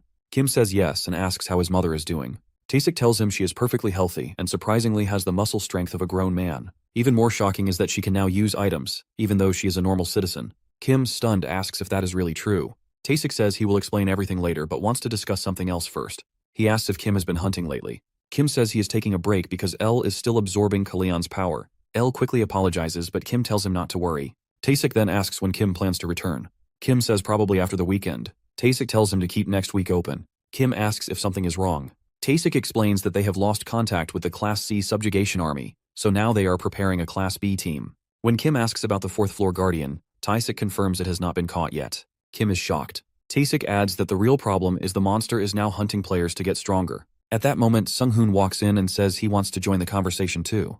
Kim finds out that the Class B subjugation army is a big raid team with over 30 members, mostly Class B players. Since Kim doesn't have a class yet, he drinks the elixir and starts getting stronger. Then we're in Taesik's office where he tells Kim he should take the official class assessment now. He mentions that Kim doesn't need to worry about using items anymore. Taesik thinks Kim's physical ability is about Class D, but believes he could easily reach Class B due to his potential. He explains that to qualify for Class B, a player needs to hit level 100. Kim wonders if the class rankings are a bit vague because the whole idea of potential seems kind of unclear. Taesik clarifies that even though it's called potential, it actually relates to how much mana you can handle and control, which is really linked to how well you can fight. He mentions some players with cool abilities and points out that actual levels don't always matter. What really counts is how stats grow, and now people can't check levels because of privacy rules. Kim figures he'll probably stand out once he gets a class. Taesik agrees, saying people will definitely notice if the tutorial slayer suddenly moves up to Class B. Kim asks him not to call him that, but Taesik says it's impossible to avoid the spotlight. Kim doesn't mind being famous, but hates all the attention, especially with the Iron Guild keeping an eye on him. Taesik gets his caution, but reminds him that he can't just pick a class by himself. Kim thinks Taesik has some plan since he asked him to keep his schedule free. Taesik believes Kim will go for the assessment because getting a class changes how people see you. Kim feels a bit trapped and asks what other options he has. Taesik thinks it'd be a good idea to hop into a guild just for the subjugation raid and offers to arrange a meetup. But Kim's not so sure any guild would take in a stranger, especially if he plans to bail right after. Then Taesik pulls up the list. Kim Dong, the captain of the Child Guild, introduces himself as the guy leading the raid. He mentions they'll be heading out after roll call and is excited to work with everyone. The others say hello while 2 groups hang out nearby. He appreciates them letting him join, saying it's a huge favor. Sunpil chimes in, saying they owe him their lives, so this is the least they can do. He also mentions their guild is just there for support and not the main players. Kim laughs, saying at least they're not just pack mules. There's probably a battle coming up. Sunpil doubts they'll actually get to fight alongside someone like Dong leading the way. Kim brings up that Dong might move up to Class A, and that's when things really start getting intense. Kim doesn't think getting praise is a big deal compared to titles like Demon King or Iron Shield. Elle argues that the girl is a different case, and Lu jokes that Kim's standards are getting pretty out there. Hanul comments that Kim looks more handsome these days, and Jaewon cracks a joke about plastic surgery. Another guy calls him out for being rude, and Kim wonders if he really looks that different. Lu says Kim's vibe is definitely different now, and he actually looks cool. Kim clarifies he didn't get any surgery. He just picked up some class skills and grew a bit taller. Lu laughs and calls that a weak excuse. Sung-hoon admits he's jealous and wishes he could get a skill like that. Lu keeps teasing, and Kim tells him to knock it off. As the gang gets ready to head out, a Class B soldier shoots them a pointed glance. On the 4th floor of the tower, Dong tells the search party to start tracking the Guardian while the others kick back. Everyone nods in agreement. Later, while the team is chilling, Kim takes a look at them and figures that Sunpil must be the archer. Hanul is the mage, Sungwoo's the swordsman, and Jaewon's the tank. Curious, he asks Sunpil about their guild's name, Morningstar, which cracks everyone up. Sunpil explains that the name comes from the time Kim left the cave to fetch help, and it reminds them of a morning star shining hope.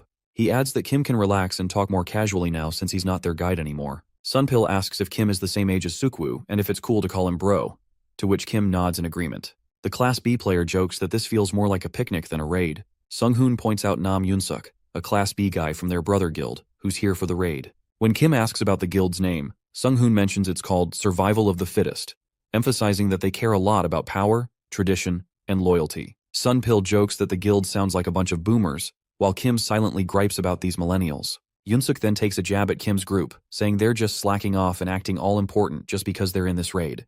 He tells them to step up and stop joking around like kids. That really ticks off the group, and Yoon-suk suggests they might as well just bail. Sunpil feels bad for Kim, saying he doesn't deserve that kind of treatment. Kim is fuming but just bows his head in silence. Elle shows up and tells him to chill, while Lu warns him not to blow a fuse and do something reckless. Kim is feeling really frustrated, and is starting to wonder if the effects of past torture are messing with him, or if something else is going on.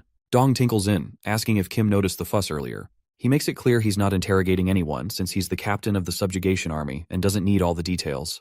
Kim admits there was an argument and asks for a duel with Nam Yoon-suk to sort things out before the main fight. Yoon-suk looks puzzled, wondering what's happening, while Kim's team is left wondering if a brawl is really about to kick off. Dong questions the decision, pointing out the clear gap between Class B and Class C. Kim agrees but adds a condition. He reminds everyone that Morningstar from Class C is just backup, while Guild from Class B is the main force. He then proposes switching their positions, apologizes for not bringing it up earlier, and asks for their trust just this once. A Class B member objects, questioning Kim's authority to make that call, while others doubt he will stick to his word. In response, Kim offers 500 million won to anyone who can beat him, leaving Class B stunned and feeling like they just hit the jackpot with no chance of losing. Dong is totally taken aback. What he sensed earlier is the real deal. He decides to confirm it right away, and announces that he'll allow it as the captain of the subjugation army. The duel is set on a field where they can't use weapons or go overboard, and it ends only when one side throws in the towel. Sunpil is holding Kim's sword while Kim checks the distance, feeling a bit unsure. Lu chimes in, saying it doesn't really matter since the stronger fighter will have the advantage as their connection grows. Elle just tells Kim to watch out. The Class B player lets Kim go first because he thinks dragging out the fight will be more entertaining, and challenges Kim to show what he's got. Kim's feeling a bit uneasy. His opponent's from Class B, but something just doesn't seem right. The guy looks like he's got a bunch of openings, which makes Kim suspect it might be a trap. Instead of dwelling on it, he decides to trust his speed and goes for it first. He charges in with a flying punch, fueled by anger. His opponent doesn't flinch, making Kim wonder if he's just super confident or ready to counterattack. But it's too late to back out now. When the counter hits, Kim plans to dodge and come back swinging. Kim moves with all his might, landing a rocket punch right in his opponent's gut and sending him crashing to the ground. The guy's knocked out cold. His teammates look worried, while Kim's crew is just stunned at how much stronger he's gotten. Dong is feeling a bit uneasy about what just went down and announces that player Kim is the winner. He thinks it's tough to figure out what to do next. Meanwhile, 3 guys reach out to Captain Dong, letting him know the search party is back. At the guild building, in apartment number 43, the president of the Korean Players Association is having a chat with Taesik. Taesik mentions they sent out a Class B subjugation army and got them moving on Friday morning. As he reads through the player names, the guild president talks about how it started at the association's underground training hall, then moved over to the global transfer portal. Now the player is even using a private hospital, and Sung-hoon is helping him out as his assistant. It's pretty pathetic how he gives so many perks to a player who's not even part of their crew. Locking eyes with Taesik, he tells him he has some serious stuff to explain. Out of nowhere, the scene shifts to the players getting ready to fight, and a huge, terrifying monster with red eyes shows up by the mountain. It looms there, clutching a man in its grip, reminding everyone just how dangerous the situation really is. Kim knows that players often deal with high stakes in these crazy battles, but nobody ever gets used to seeing a friend taken down by a beast like that. Dong doesn't waste any time. He grabs his sword and slashes at the monster with a water jet cutter that sends this awesome blue light gleaming from his blade. His eyes are blazing with anger as he rallies all the soldiers to jump into action while Kim steps up, fueled by determined fury. Kim notices that for a subjugation raid, everything kicks off with the captain's first hit marking the start of the fight. Right after that, the team goes all out with their best skills to hit the Guardian hard. As expected, this turns the creature into a wild beast, making it focus all its rage on them. When it starts to wobble, the frontline tankers jump in to take over. The captain uses earth magic to create a stone wall for protection. The tankers bang their shields on the ground, preparing for the monster's charge. The beast strikes with full force, but the players stand firm with synchronized barrier skills. Next, the Class D players and those below throw explosive items over the wall, while archers support them with high-angle shots. The monster suddenly faces a barrage of attacks. An explosion erupts resembling a mini-nuclear blast and the force pushes players backward. Kim notices that the plan is straightforward, but actually works. Even after the chaos settles down, the monster still sounds pretty wild. She tells Sunpill they should hang back and keep an eye on things instead of rushing in without a plan. Sunpill insists they've earned their spot as the main attack team. But before he can finish his thought, a huge hit smashes the stone wall to pieces. The players stand there in shock as the monster goes on a rampage. Kim knows the biggest problem with this plan is that if it fails, everything could fall apart. Just like now, the monster screams like a wild beast finally set free after years of suffering. As the players fight hard, the orcs take control of the battlefield. An orc throws a player aside like a piece of wood. One player yells for Youngwoo to help him. Even though it feels like 30 minutes have passed, they have to use healing potions already. Youngwoo points out that it has only been 5 minutes since the battle started. The player is surprised and looks at Captain Dong, impressed by his amazing skill in fighting the orc. Dong was in a frenzied state, attacking with speed and precision. But when he looked back, he saw something concerning. The orc was healing quickly. Its rune healing ability was almost as strong as a high-class guardian's. Realizing his attacks were not working, Dong yelled for the team to change formations and called the back-end units to the front. Sunil tells Kim they need to get ready. Kim agrees and walks toward the orc. Others warn him it is dangerous as the orc swings its sword to strike, but just before the sword hits him, Kim taps it aside and slams the ground to break it. Kim feels confident because he trusts his instincts. The newer players don't see it yet, but this orc fights like a regular one. Kim easily dodges the orc's attacks. He figured out the pattern. Besides its strong hits and quick healing, it moves just like every orc he has fought before. In the quiet moment, a thought comes to mind. Someone once asked what he would do with his 8 billion won. Back then, he simply said he would pay off his debts and buy better equipment. It felt small at the time, but now it gives him strength. That promise still matters. With this in mind, he changes his approach. No more playing it safe. It's time to see what his new equipment can really do. He charges ahead at insane speed and slips between the orc's legs while cutting them clean off with raw power. His boots shine with mana as Hermes' swiftness activates and boosts his speed for 5 minutes. He will reach full speed in 3. Kim looks back and sees the orc bleeding badly with its legs destroyed. His solo attack leaves everyone on the battlefield in shock, including Dong. Dong tells Kim that light attacks won't work against the orc's strong healing. He suggests that Kim should go deeper and save his energy. However, Kim stays calm as he notices the orc's movement starting to slow down. Then, he sees the crystal on the orc's neck glow, activating wound aggravation. This slows the orc's healing as well as his own mana healing. The orc is on the brink of collapse and leaves itself wide open. Kim rushes in again with insane speed. His teammates watch in disbelief as he shifts his attack style with every hit. After a storm of wild strikes, Kim stops and smiles. Everything is going just as he planned. He jumps behind the orc and goes into a frenzy, cutting off limbs and tearing into its body without slowing down. As he lands on the ground, he attacks again. He strikes the orc's face, making it angry. He delivers a strong blow and lands safely.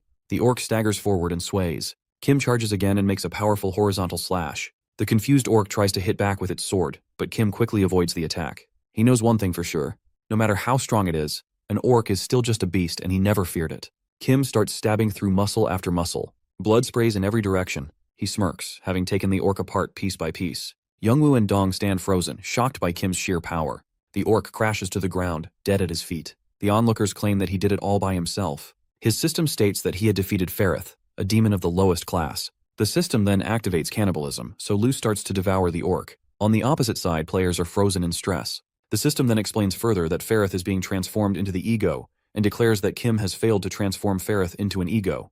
Kim remains silent as the system transfers the fragments of Ferrith will into Lu. After a brief pause, Dong tells the wounded to focus on recovery and orders the non-combat members to collect the advance party's leftovers. He then pulls Kim aside for a private talk, making Kim worry that he might question him about the missing body, crystal, and items, even if the strange monster makes it hard to pin the blame. Dong gets straight to the point by asking if Kim would consider joining them in the Child Guild, and Kim realizes that he had expected this scouting move. Kim thanks Dong for the offer but says he is not interested in joining any guild yet, explaining that his current guild is just a temporary arrangement for the subjugation raid. Dong nods and says it is a shame, but they still want to stay on good terms. He tells Kim to contact him anytime if he changes his mind. Outside the association building, Kim watches everyone working and finally asks Sunpil why he never joined Sukwoo's Kane Guild, making sure to sound polite. Sunpil says he stayed out of Kane Guild to avoid favoritism and prove himself. He then asks Kim why he never joined, mentioning that Sukwoo had tried to recruit him early on because of his skills. Surprised, Kim just says he does not know. Before he can explain,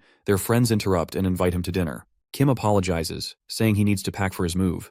They say goodbye, and he promises to treat them later. Afterward, Kim remembers he needs to call Sunghoon but notices a message from Taesik instead. Taesik apologizes for the sudden notice and says the association president wants to have dinner with Kim. Caught off guard, Kim wonders if he is ready. As they reach, Kim does not understand why the president wants to meet him. He asks Taesik if this is even his place. As they reach the 10th floor, Taesik explains that the president wanted to cook dinner for Kim himself as a hobby. Kim still wonders why they chose Taesik's place for it.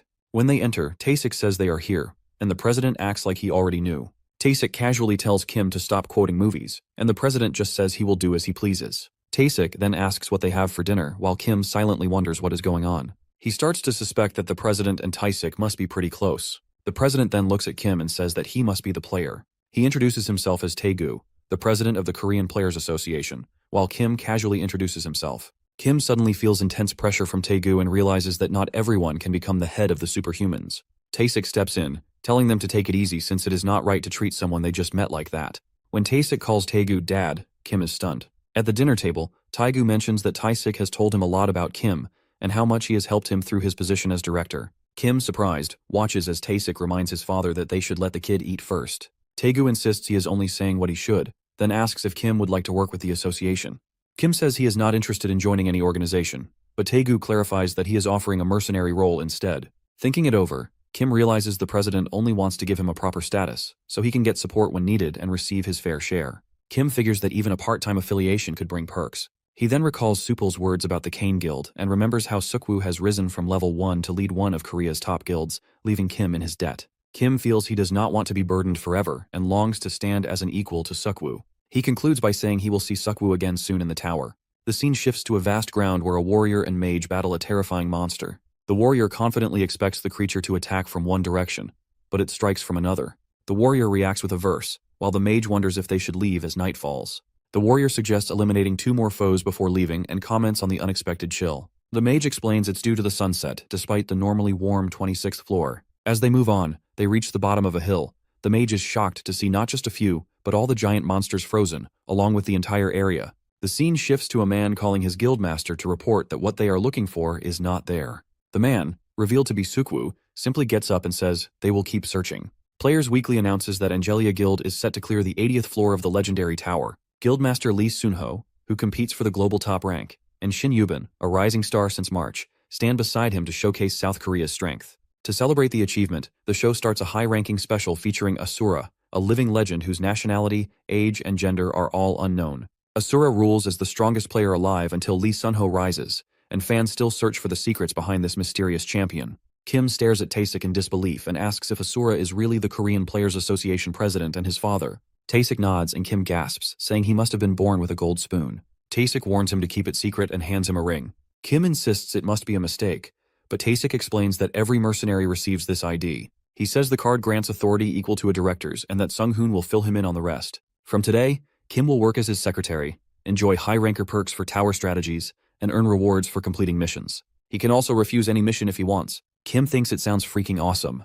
The scene shifts to New York at the Iron Guild headquarters. Iron asks Rogers why he requested a meeting. Rogers bows and begs to be sent to Korea, vowing to devote everything to revenge. Iron agrees, promising to open a Korean branch and appoint Rogers as head manager. He hands him the Holy Sword 9 and urges him to pursue vengeance. Rogers drops to his knees in excitement, thanking his masters. Iron, meanwhile, swears to carve his path to revenge and tear down the Demon King, though he feels a creak in his knee. The scene shifts to Elle's stats, now labeling her the Lord of Holy Swords. Kim notes that Lu has become insanely strong after absorbing Kalion, but wonders where more power can be found. He asks Elle for ideas, but she apologizes, saying her memories are still incomplete. Kim turns to Lu, who admits he still cannot use the fragment from Changkyung's ego. Kim adds that although Lu absorbed a piece of Ferrith, he feels little change. Sunghoon compliments Kim's haircut, and Lu suddenly mentions that Sunghoon might be able to hear their conversation. Kim dismisses it as impossible, then asks Lu about the fragments, but Lu has no clue. Kim turns to Sung-hoon and asks where they are headed. Sung-hoon explains they are going to a unique gate in Yosu, where the readings keep shifting between Class F and C. It is Kim's first mission as a mercenary, and though he feels a little nervous, Sung-hoon reassures him that their goal is just to gather information and promises to go in with him. Suddenly, Kim remembers he forgot to buy braised potatoes. Sung-hoon asks if Kim knows that mercenaries get code names. Kim jokes if they are names like Demon King or Asura. Laughing, Sung-hoon explains that Kim's codename was decided that morning. When Kim asks why he was not told, Sung-hoon reveals it is Morningstar. Kim wonders if his roommates would like it, then asks why Sung-hoon is laughing. They arrive at a shimmering gate where young In-chul, head manager of the Yosu branch, greets Kim as Morningstar. Kim asks them to use his real name instead. Sung-hoon laughs and an annoyed Kim yells at him. Sung-hoon and In-chul discuss the gate, noting it appeared 4 days ago and was immediately classified as a unique gate, so no one has entered yet. Sung-hoon says their first task is to scout it just as planned. In-chul adds that they can assemble a Class B subjugation team if needed, and mentions that all supplies are stored in the management office. As Kim moves closer to the gate, the others warn him it's too dangerous to get that close. Kim asks Lu and Elle if they're sure about going in, and both nod without hesitation. When he taps the gate, it suddenly turns red. Someone shouts that it's a gatebreaker and tells them to contact headquarters and call for backup from nearby guilds. Out of the black mist, a notification pops up for Kim, asking him to execute the link. But before he can tap it, all his egos speak at once, warning him that this gate is an ego itself. While the guards at the gate contact headquarters, they learn it will take at least 15 minutes for any high-ranked players to arrive at the red gate. The system keeps asking Kim if he wants to execute the link. That's when he realizes the gate is an ego. He had his suspicions back when he met Chang-kung. Sang-hoon steps in and pushes Kim back, saying it's too dangerous for him. Their tense stance makes the other guards start whispering and wondering what's happening. Then suddenly the red gate changes back to blue. At the office, Sung-hoon looks at Kim and says he can't believe what he's seeing. He jokes that Kim might start causing gate breaks next. He wonders what will happen next. Maybe monsters from other places? Kim scratches his head. He didn't expect things to go this way either. He remembers how the gate changed back to blue and is still unsure if it was actually a gate break. He mentions that he has a general idea of what it could have been. This is new for him too. He can't explain it in detail, but he feels it is connected to his special ability. Sung-hoon wants to argue but stops himself. He thinks it would be rude to push for more information. Instead, he gives Kim a paper mask with painted cheeks that he made himself. The place is crowded with players, and there are signs of a possible break. Sang-hoon looks out the window and warns that reporters will arrive soon. He reminds Kim to stay composed in front of everyone. Kim likes the mask but is not a fan of the blush on the cheeks. After a 3-hour meeting, the group decides that Kim will go through the gate alone. Some members disagree, but the association chooses to support him. Sang-hoon asks if Kim can truly handle it by himself. Kim explains that he has special skills and asks Sang-hoon to wait outside just in case. A system window appears asking if Kim wants to connect. He agrees, and then his figure disappears into the gate's rotation. Inside the place feels gloomy like a dark forest. Kim walks on the cold autumn ground. Sang-hoon speaks through the earpiece and checks if Kim is ready. Kim takes off his mask and says it doesn't matter. He just needs to name the gate with Lu and Elle nearby. Lu jokes that Kim is making them sound cheap. Kim admits he isn't sure what to do but thinks he just has to clear the gate. Lu suggests that the best way is to blow everything up. Kim shivers from the cold and says the place feels wrong. He wants to finish it quickly for his own sanity. Elle senses dark magic, but Lu says he actually likes the vibe. Kim keeps walking and looking around until the ground suddenly shakes. From a distance, skeletons in rusty armor start to crawl out. A massive army charges toward him. Kim clenches his fists, ready to fight. Among them, a headless horseman appears galloping fast. Kim looks at the figure and asks if it's Dullahan. The rider holds a head in one hand. Kim has never seen an intermediate boss like this, and wonders if it is fair to face one so early. He gets into a fighting stance. His egos activate swiftness, and he shoots forward, leaving colorful streaks behind. He charges through the horde, breaking skulls and shattering armor with every strike. In moments like this, Kim usually goes straight for the headless horseman. He calls it a tradition to take out the leader first. Lu reminds him that Dullahan already has no head. The horseman drags his axe along the ground and blocks Kim's attack. Later, Kim stands on a long road with a cemetery on both sides. Lu scans the area and says something feels off because there aren't enough skeletons for a place like this. Even the mid-boss Dullahan seemed too weak for the mana coming from the gate. Kim nods in agreement. He thinks the guy is much weaker than what others say. As he looks ahead, he wonders what kind of boss is waiting at the end of the road. Below him is a large stone coffin, and he thinks this is the moment the boss will appear. The lid shifts, and green smoke flows out. Lu warns Kim to be careful. The lid hits the ground, and Lu points out that there must be a reason why Don is soaked. Kim protects Lu, who is now covered in red energy. A withered hand full of rings and a skull face rises from the smoke and stares at Kim. Lu says that all the power in the gate is focused on the last boss. Kim believes that the boss appearing here or after the 60th floor is the king of the undead lich. The Lich asks Kim if he wants to be his master. Kim looks at him in fear. The Lich floats over the coffin and repeats the question. Kim wonders why the gatekeeper's voice sounds like the system's voice. Kim nervously shouts that he came to become the master of the gate and asks if the Lich is the gate itself. The Lich groans in a surprisingly human voice and says he rules this place. Kim is shocked by how human he sounds. The Lich's undead hand starts to glow green. Kim prepares to attack without hesitation. Just then, a weapon appears in Lich's hand. He tells Kim to prove he is worthy of being the master. The gem on his staff glows as dark energy gathers around him. Kim is in the air when a fireball shoots straight at him. He grits his teeth because he knows he can't dodge it. The whole cemetery lights up as a huge explosion hits the ground. Kim coughs as the smoke clears. Lu, who is stuck in the ground next to him, warns that the Lich will attack again. Kim looks up and sees several glowing arrows flying toward him. The Lich mocks him and says that if this is all Kim can do, he should give up because the real fight has not even started. The arrows hit the ground, but Kim grabs his sword and charges forward at full speed. He activates swiftness and dodges another round of arrows.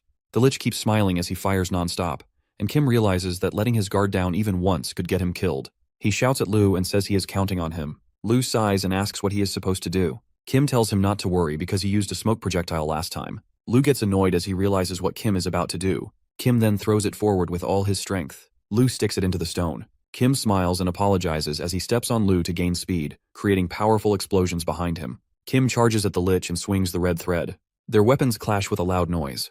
The Lich laughs dryly and says it is funny that Kim thinks he can be his master at that level.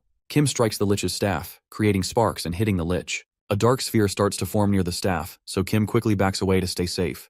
The Lich coughs, but the wound on his body begins to heal by itself. The Lich notices L and mutters that the weapon is annoying. Then he quickly decides to end the fight. Kim sees a swarm of glowing arrows coming at him as they rain down from above. Lu says they can't avoid it, but L jumps in and tells Kim to run with her. She is already ready to go. As the arrows fall, Kim joins her and they slice through the arrows together. Lu complains, asking why Kim isn't using him. Kim replies that Lu's skills aren't a good fit for this, and those cheap demonic daggers are easy for L to handle. The Lich's green glow gets stronger. Kim realizes the enemy is becoming more powerful and questions how long he can hold on. Arrows keep falling without stopping. Kim pushes through and quickly asks if Lu can handle it. Lu replies that confidence comes easily. With red lightning behind him, Kim charges forward and deflects the arrows using Lu. The blade glows dark as it absorbs energy from a magical weapon. Then something odd occurs as Lu starts to awaken with the will of the weapon's old master. Kim asks what is happening. The system replies that awakening requires a sacrifice. The stone in Lu glows, and a red sphere explodes over the cemetery. The sky clears and all the arrows disappear. The Lich looks shocked and asks how Kim is doing this. He acknowledges that Kim might be serious about becoming his master, but still says he is not impressed. Then he raises his arms and releases thick green smoke as the dead start to rise from their graves. The Lich laughs and fuses the corpses into one huge twisted mass below him. Kim sees the nightmare and says he has questions, but no time to ask. Lu agrees. The Lich now stands on top of a giant creature made of flesh. Kim looks at it and calls it a flesh golem. The giant glows with green energy and slams its hand into the ground, filling the air with thick smoke. Kim decides that if the enemy is too strong, he has to strike with even greater power. A blue flash cuts through the smoke. Kim orders at full speed. The Lich watches as a blue streak races up the golem's arm. In a few moments, Kim is right in front of him. Kim swings both swords with a grin and asks if he is worthy of the gate.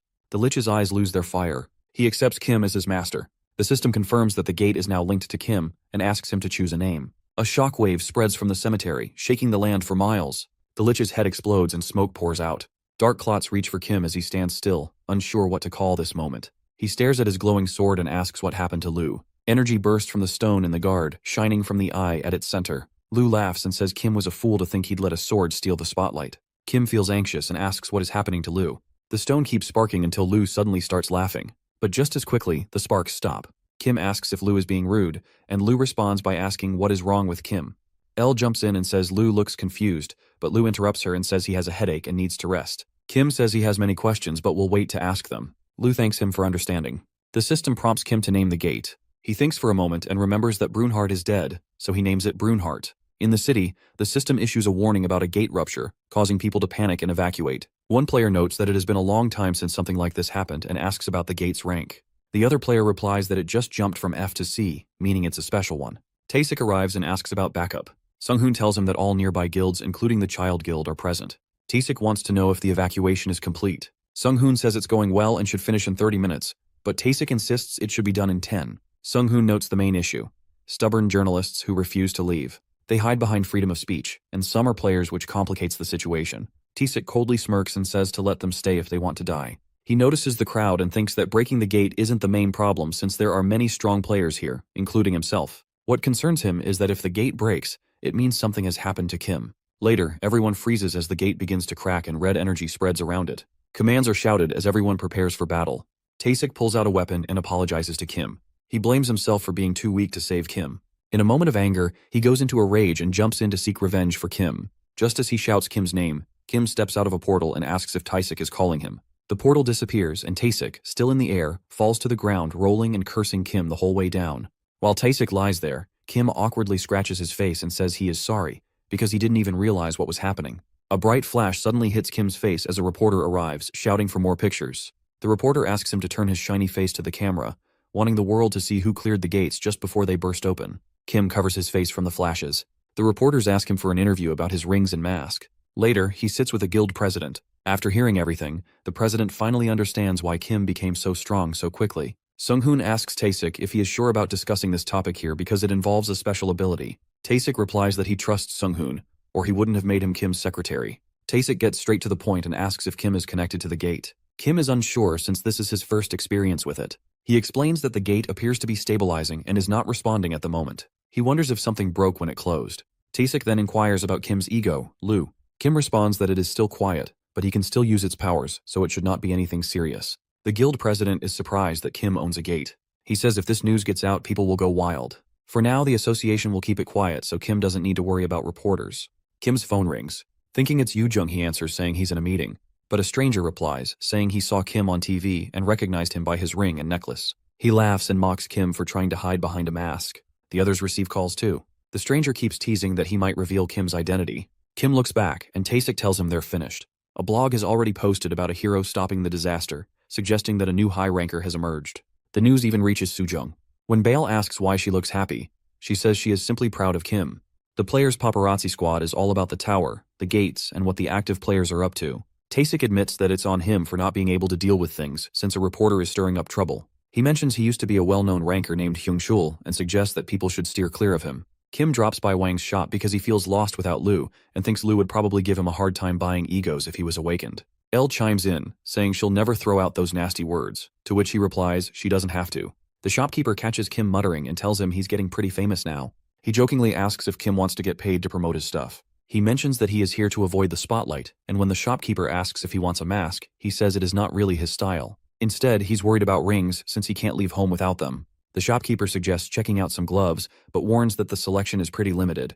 He reflects on how it took him a bunch of tries to connect with Brunhart while linking up with Hermes, and rain was a breeze. He wonders if his ego has gotten stronger, and Elle nods to confirm he has definitely grown, but he tells her she does not need to flatter him. He feels like picking something fancy catches his eye, but then he spots a glove that really grabs his attention and decides to go with it. The shopkeeper gives him props, and he activates the link by calling him Oberon. Blue mana starts to swirl around, and the system warns him about the link, which leaves him amazed but also a bit awkward. The system pulls up Oberon's status, and he starts to wonder if he can use these gloves to call Lu and Elle. He calls them, and when they activate their mana, the shopkeeper looks shocked. He asks if he can make Lu and Elle disappear into ring form, so he uses his accessorize skill and the gloves spark to make it happen. Curious about the cost, he asks the shopkeeper, who says he does not need to pay. Instead, he just has to promise to reach out if help is ever needed. The next day in the lobby of the association, our boy is curious about the reporters. The secretary mentions they're there to find out about the masked ranker who's been making waves. Kim notes he won't be able to climb the tower and should check out the gates instead. But the secretary tells him they're up on the higher floors because they think he's a ranker, even though he's really chilling on a lower floor. On the first floor of the tower, he takes down some monsters and starts thinking about the shopkeeper's promise. He thinks Wang is super picky about evaluating equipment, so he figures it's not going to be an easy favor to get. Suddenly he hears someone ask if he is their master, and he turns to Elle to see if she caught that too. When he asks, the ego speaks up and tells him to just call out his name. He checks with Elle again, and she suggests it might be Lu, but he quickly brushes that off and says it definitely is not his voice. Then it hits him as he wonders if it could be Brunhart. He looks at a globe that seems familiar. He starts piecing things together and remembers getting naked and shouting that this isn't happening again. He yells at the globe while in the woods, and the system prompts him to figure out Brunhart's form, which leaves him a bit confused. Elle notices something's off and asks what's wrong, but he just says it's nothing. The system prompts him to choose Brunhart's form, and mentions it is different from Lu's, so he asks Elle about it. Elle suggests placing a hand on the marble to pick the form, so he goes ahead and touches it while thinking about what he wants. He realizes that even though Brunhart was with him for a short while, he had his back up until the end. So, he wishes he could be like before. Then the ego reflects some mana, and he is taken aback as he wonders if he is turning Brunhart into some sort of half-human, half-machine. Brunhart is pumped to serve him again and asks if he's the real deal. The system chimes in and he wonders if he's the same Brunhart from before. He's all excited when he gets a yes. Kim points out that it feels different this time since the original was more like a knight. He commands to combine things instead of just adding them, saying that the qualities of the ego show off what he really wants. The system pulls up the status window, and he is stoked to check out his skills, eager to put the activated open skill to the test. The gate swings open and he starts to figure out how to handle the different egos. He gives the open and close skills a shot, but he can't get through. The monsters aren't listening to him at all. Out of nowhere, a knight charges at him, and he takes him down, thinking it is pretty handy since he can open the gate anytime he wants. By shutting it, he hopes to get a grip on this ability to boost his power. He also experiments with the absorption and domination skills because he's trying to learn more about Brunhart's growth from the descriptions. Brunhart thinks about using his skills on the gate but realizes there are some limits, so he puts that on hold for now and focuses on the monster first. The beast called the giant Smilodon guards the 28th floor. As the monster grins at him, he knows it's time to get back into the fight. When the huge paw swipes at him, he activates his force skill and blocks it with his swords while joking that this is just a warm-up. He counters with a slice to its paw, causing the monster to let out a painful roar. The giant Smilodon goes all out, but he dodges its attack and lands a series of strikes. However, when the monster strikes back, he uses his reflex skill, and with a massive blast he comes out on top in the battle. He says taking down huge monsters has become easy for him, but this time his reflection skill deserves some credit too. Brunhart excitedly asks if he did a good job, and Kim agrees, letting Lu absorb the Smilodon's blood. But he's not too thrilled about just getting a green crystal. Hoping to make some money, he decides to sell the corpse. Remembering his promise, he opens the gate and tosses the crystal inside. The system notifies him that the monsters inside the gate have gotten stronger, as he's noticed the crystals growing. He closes it and mentions that he's gotten used to his force and swiftness skills. Meanwhile, L is leveling up, and although Lu is still unconscious, he is stable. He considers heading straight to the 30th floor, but decides to check out the 29th first. Meanwhile, the players from Kane Guild shout and warn other guilds not to mess with them. But the others just mock them, claiming they're stronger and can do whatever they want. One guy smirks and challenges them to test his strength. Kim hears weapons clashing and asks if there's a battle going on. Brunhart suggests checking it out, but Kim doesn't want to get involved. The guy attacks a Kane Guild member, who angrily asks how someone like him dares to strike. He just scoffs, saying he's sick of their whining and tells them to bring their master since they're just captives. He's clearly trying to bait Sukwoo. But before he can do more damage, Kim takes him down in a flash and pins him to the ground, demanding him to say that again. Kim's heart starts racing as he takes down one of the guys from the Kane Guild, and that guy realizes he's got some crazy demonic skills. He tries to calm things down, but the rest of the crew notices what's happening and asks why the Smurf Guild is butting in. One of the Smurf Guild members yells for everyone to attack, thinking he's an easy target since he's alone. Meanwhile, Kim is just trying to chill, but when they come at him, he swings his swords fiercely and taps into a ton of mana. It hits him hard that he's just killed someone for the first time without even thinking twice about it. The way the blade cuts through feels way too real, and his heart won't stop pounding. He shows his darker side by taking out a bunch of players, and L tries to calm him down by calling him. He does not really pay attention, but L keeps trying to reach him, and suddenly he starts to realize what is going on. Bong introduces him as a mid-level guy from the Kane Guild and gives him some props, saying he's heard a lot about him. Kim asks if their guild master is Sukwoo, and he nods to confirm that his master wants him to join their guild.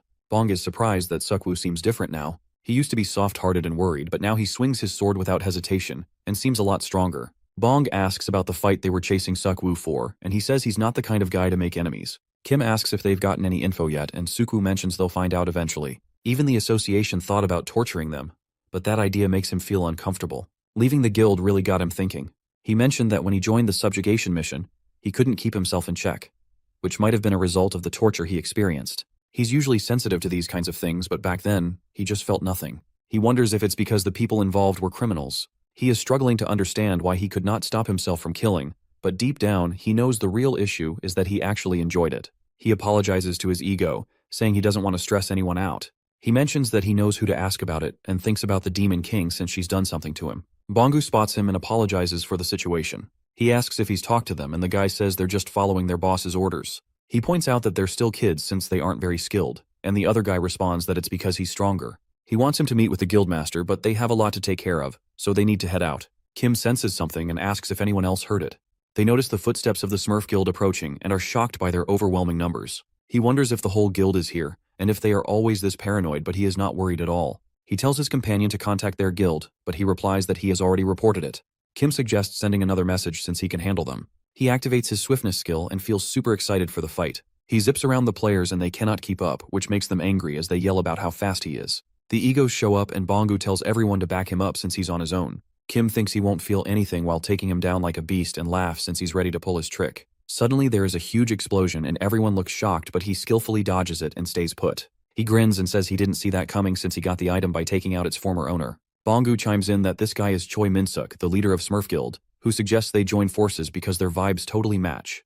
While the offer hangs in the air, the story shifts to the dark side of the tower, where evil players roam and kill without hesitation. They are known as red players. It is nearly impossible to track them legally. Associations can only guard the entrances of the tower, blocking escape routes. In the midst of this chaos is Choi Min-suk, who used to lead the Smurf Guild. Now he is a wanted criminal. Our boy cannot understand why someone like Min-suk would risk everything just for the thrill of murder. Min-suk casually asks if Kim wants to take a job since he seems to fit in with them. Kim tells Min-suk to shut up and stop comparing him to trash. But before the tension can even cool down, one of the Smurf Guild members pipes up, demanding to know how Kim has the guts to talk like that. In an instant, flames engulf the guy. Kim is frozen in shock while Min-suk says that's what he gets for running his mouth. The others start murmuring, saying that this guy is the deputy who's now on the ground. Min-suk grumbles that some folks have serious issues. While the others drag the body away, he brings up the deputy seat being open again and offers it to Kim. Kim stays in a fighting stance and questions why they're targeting the Kane Guild. Min-suk looks taken aback, surprised that Kim bothered to ask instead of just jumping in, but he explains that they're fed up with the tower and the only way out is to take out the leader. Before he can go on, Bongu chimes in, asking if they're thinking about taking hostages too. Min-suk just grins, but Kim is all worked up demanding answers. He can't shake off thoughts of Sukwu, wondering if the second skill gave their secret away. Min-suk is taken aback by how quickly Kim figured it out, but Kim doesn't give him a moment to breathe. He steps closer, pushing for the answer again. With a fiery intensity, Min-suk replies, telling him it's all about his eyes. He pulls out a dagger, flames flickering along the blade, and slashes just a hair's breadth from Kim's neck. Kim dodges, but another weapon catches his arm. It quickly turns into a fierce back and forth of strikes and blocks. They both move like lightning, with Min-suk teasing that this fight will decide who's in charge. The field is on fire. The Smurf Guild is huddled together for protection. Kim slides across the ground and locks eyes with Min-suk. Something feels off. His gut tells him Min-suk isn't just tough. He moves like a trained assassin. Min-suk charges at him again. Kim manages to block the hits, but each one feels heavier.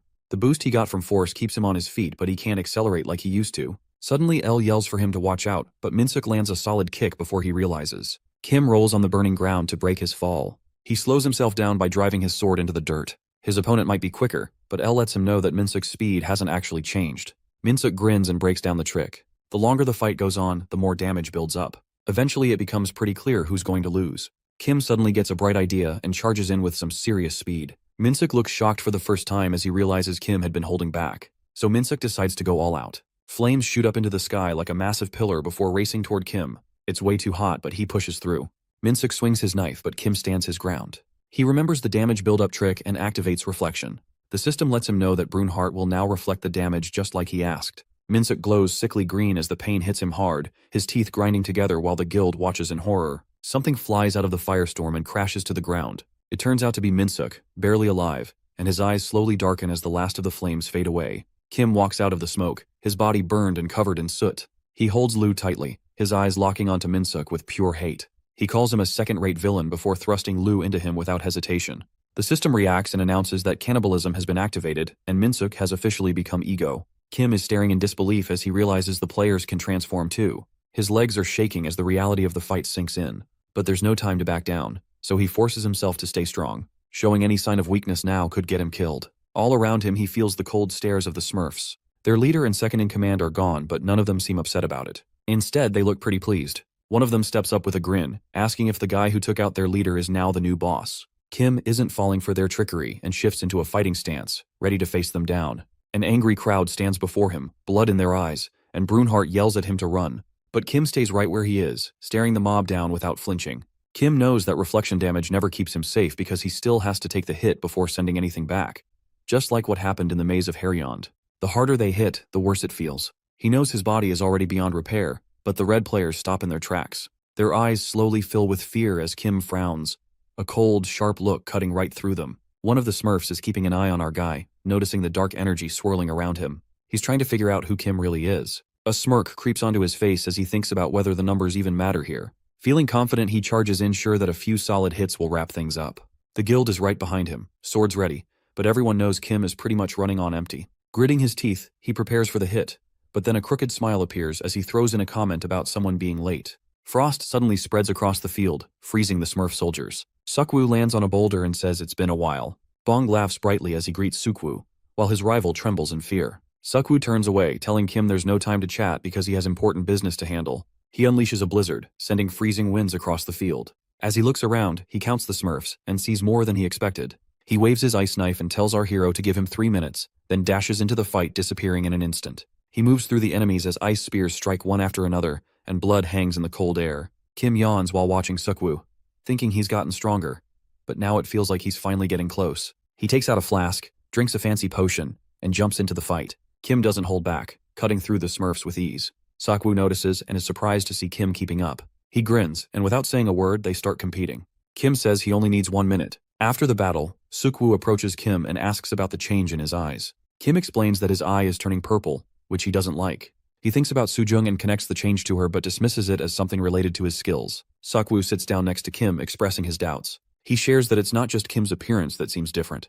Everything about him feels changed. Sukwu mentions he heard from Sunpill, but he struggles to believe that a masked ranker could be a hero. When Kim asks how Sunpill knew, Sukwu reveals that his cousin recognized Kim from a photo. Kim laughs and sighs about the trouble, saying the mask helps a little. He asks Sukwu how he handles being famous, and Sukwu just laughs, saying it depends on your personality. Kim then inquires if reporters are still outside the association. Sukwu replies they have moved on, surprising Kim. Sukwu raises his hand and asks how many days Kim has been stuck inside. He suggests checking the news, explaining that this is the first time the chairman of Kim's association has made a public appearance. Kim smiles to himself, feeling a weight lift off his shoulders. Sukwu stretches and says he is glad they met. He would like to grab a drink, but work won't allow it. Kim thinks Sukwu is already busy. Suddenly, something glimmers on Sukwu's ring. Jokingly, Sukwu suggests they should at least have coffee and hints there's more to discuss as he shows the mercenary ring. Kim looks at the ring and realizes the mercenary world is bigger than he thought. He wonders if others have figured out the masked ranker's identity from the ring. Sukwu uses magic to hide it and warns that not all mercenaries are friendly. Most use skills or items to conceal their rings. Kim says he is trying to be careful. Seeing Kim hesitate, Sukwu waits. Kim asks what his codename is. After a quick pause, Sukwu says it's a rock. Kim laughs and says that's way better than his name, then adds that he's Morning Star. Clearing his throat, Kim stands up and brings up the Smurfs chasing Sukwu. He asks how Sukwu keeps getting away. Sukwu frowns but doesn't say anything, thinking about his cool skill of creating portals. Sukwu's ability to generate power both inside and outside the tower is pretty wild. It's the kind of skill that could really change things up. Kim figures Sukwu must have gone to great lengths to keep it a secret. When Kim asks how the Smurf Guild found out, Sukwu just shrugs it off and says they're not a problem anymore. Kim points out that as the guild master, Sukwu should probably handle the aftermath. Sukwu waves it off, saying that talking to the key players is just part of the job, and the members are doing fine with the cleanup on their own. Kim smirks and picks a cafe, but somehow they end up in Tasek's office instead. Tasek gives them a hard time about calling it a cafe, and Kim chuckles, saying it's the only spot nearby with a free soundproof barrier. Tasek jokes that he should start charging crystals for the place. Then he notices Kim's mismatched eyes and asks about them. Kim explains it's just a side effect of his skill and wonders quietly if they'll ever go back to normal. Sukwu talks about how a few months back he had to show off his portal skill in front of some executives. One of them got caught by the Smurfs, who tortured him until he spilled the beans. Kim clicks his tongue, saying that's rough luck. He asks what happened to the exec, and Sukwu figures the guy probably isn't alive anymore since none of the captured Smurfs seem to have any info. Kim then asks if Team A is getting ready to move. Tasek replies that they're just waiting for a prisoner to spill the location of the Smurf Guild's main base. Once they have that, the Kane Guild will swoop in and take them out for good. Sukwu is way more worried about leaks than anything else. Without saying a word, he heads out of the room. Tasek watches him go and calls him a rascal. Even though he looks calm, Tasek knows Sukwu is hurting inside. He treats his guild members like family, so losing one really hits hard. Tasek checks if Kim is truly okay. Kim says he's fine, at least physically. But when Tasek digs into how he feels, Kim admits this isn't his first kill, and he doesn't feel guilty because they had it coming. The bigger problem? Killing didn't make him feel bad at all. It actually entertained him.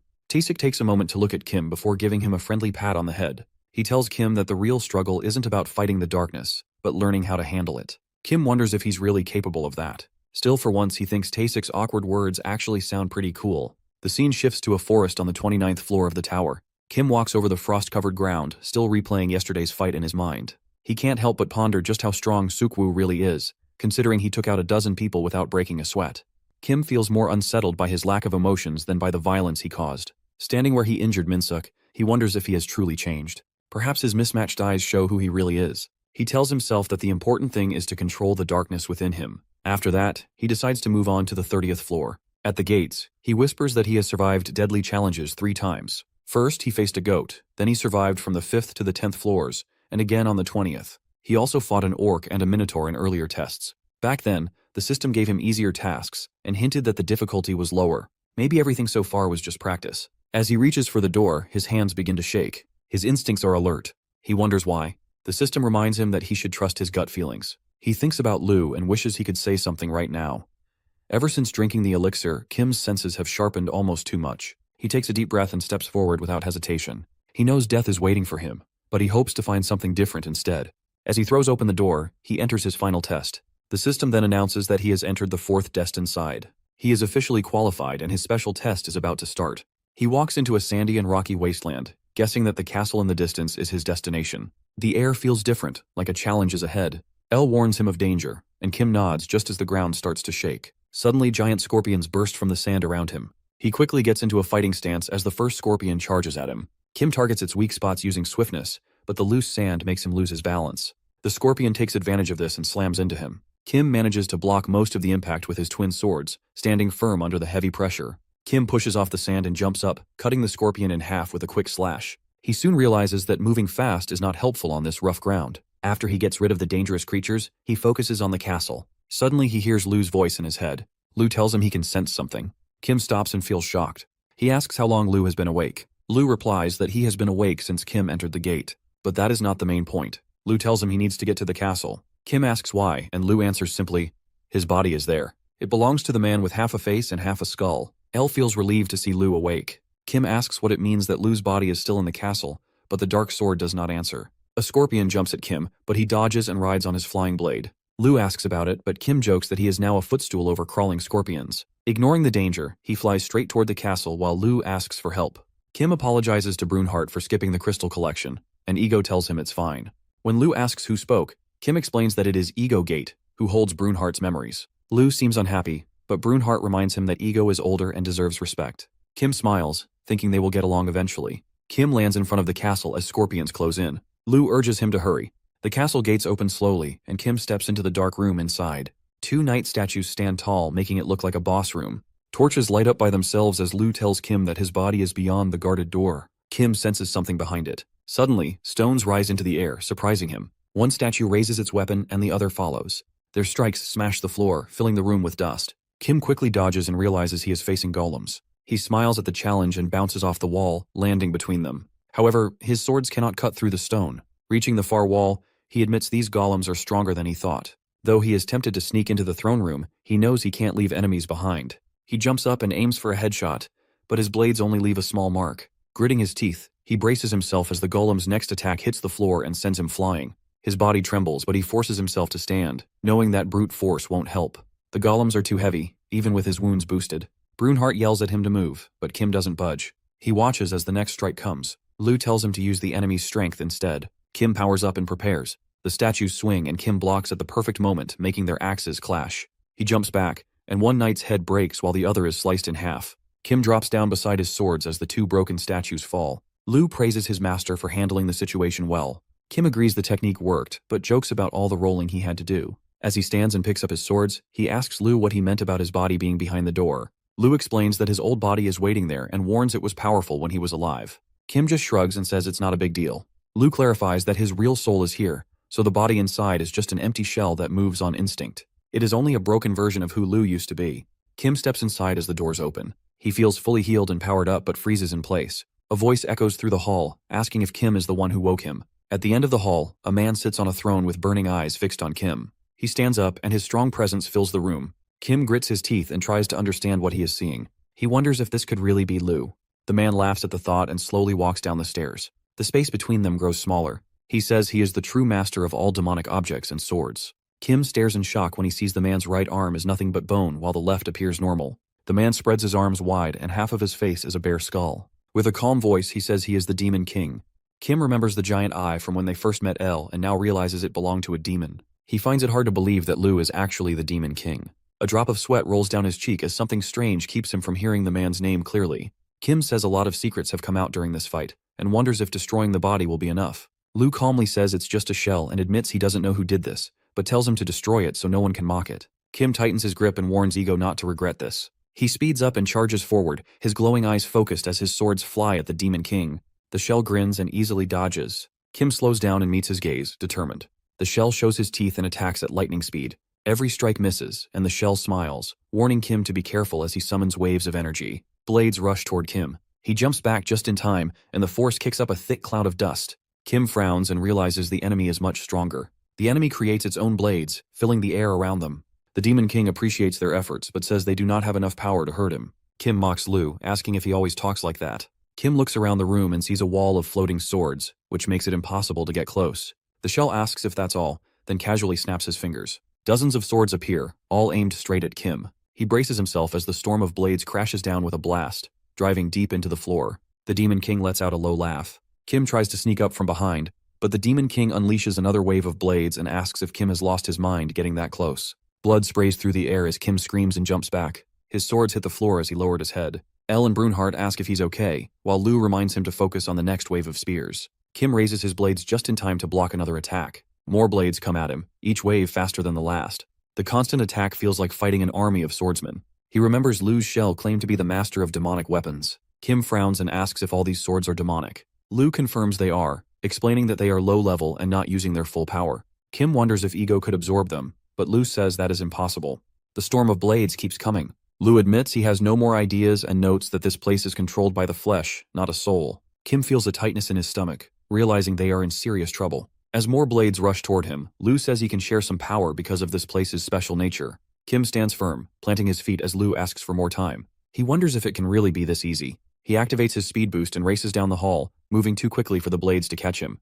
The attack stops and the Demon King squints, calling him funny. Kim grits his teeth and charges forward again, but the blades quickly adjust to his speed. Explosions shake the room as he keeps dodging. Kim asks Lu how much longer it will take. Lu assures him it won't be long. Kim shouts at him to hurry. The Demon King smiles and points his sword, sending another wave of blades flying. Kim uses reflection, causing a loud blast that shakes the throne room. The Demon King's face changes as he sees Kim hanging from a sword stuck in the wall, wondering if their plan worked.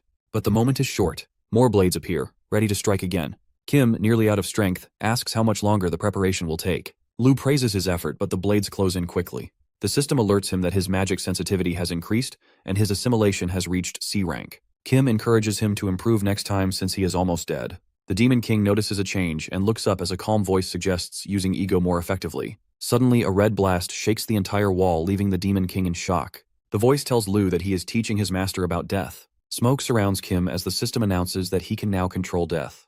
The Demon King looks up and sees red energy gathering near the ceiling as swords fall around them. A dark crimson mist spreads out, filling the space. He watches carefully and mutters that no human should have such power. Kim drops to the floor, landing right in front of him, with his burning eyes fixed on the Demon King.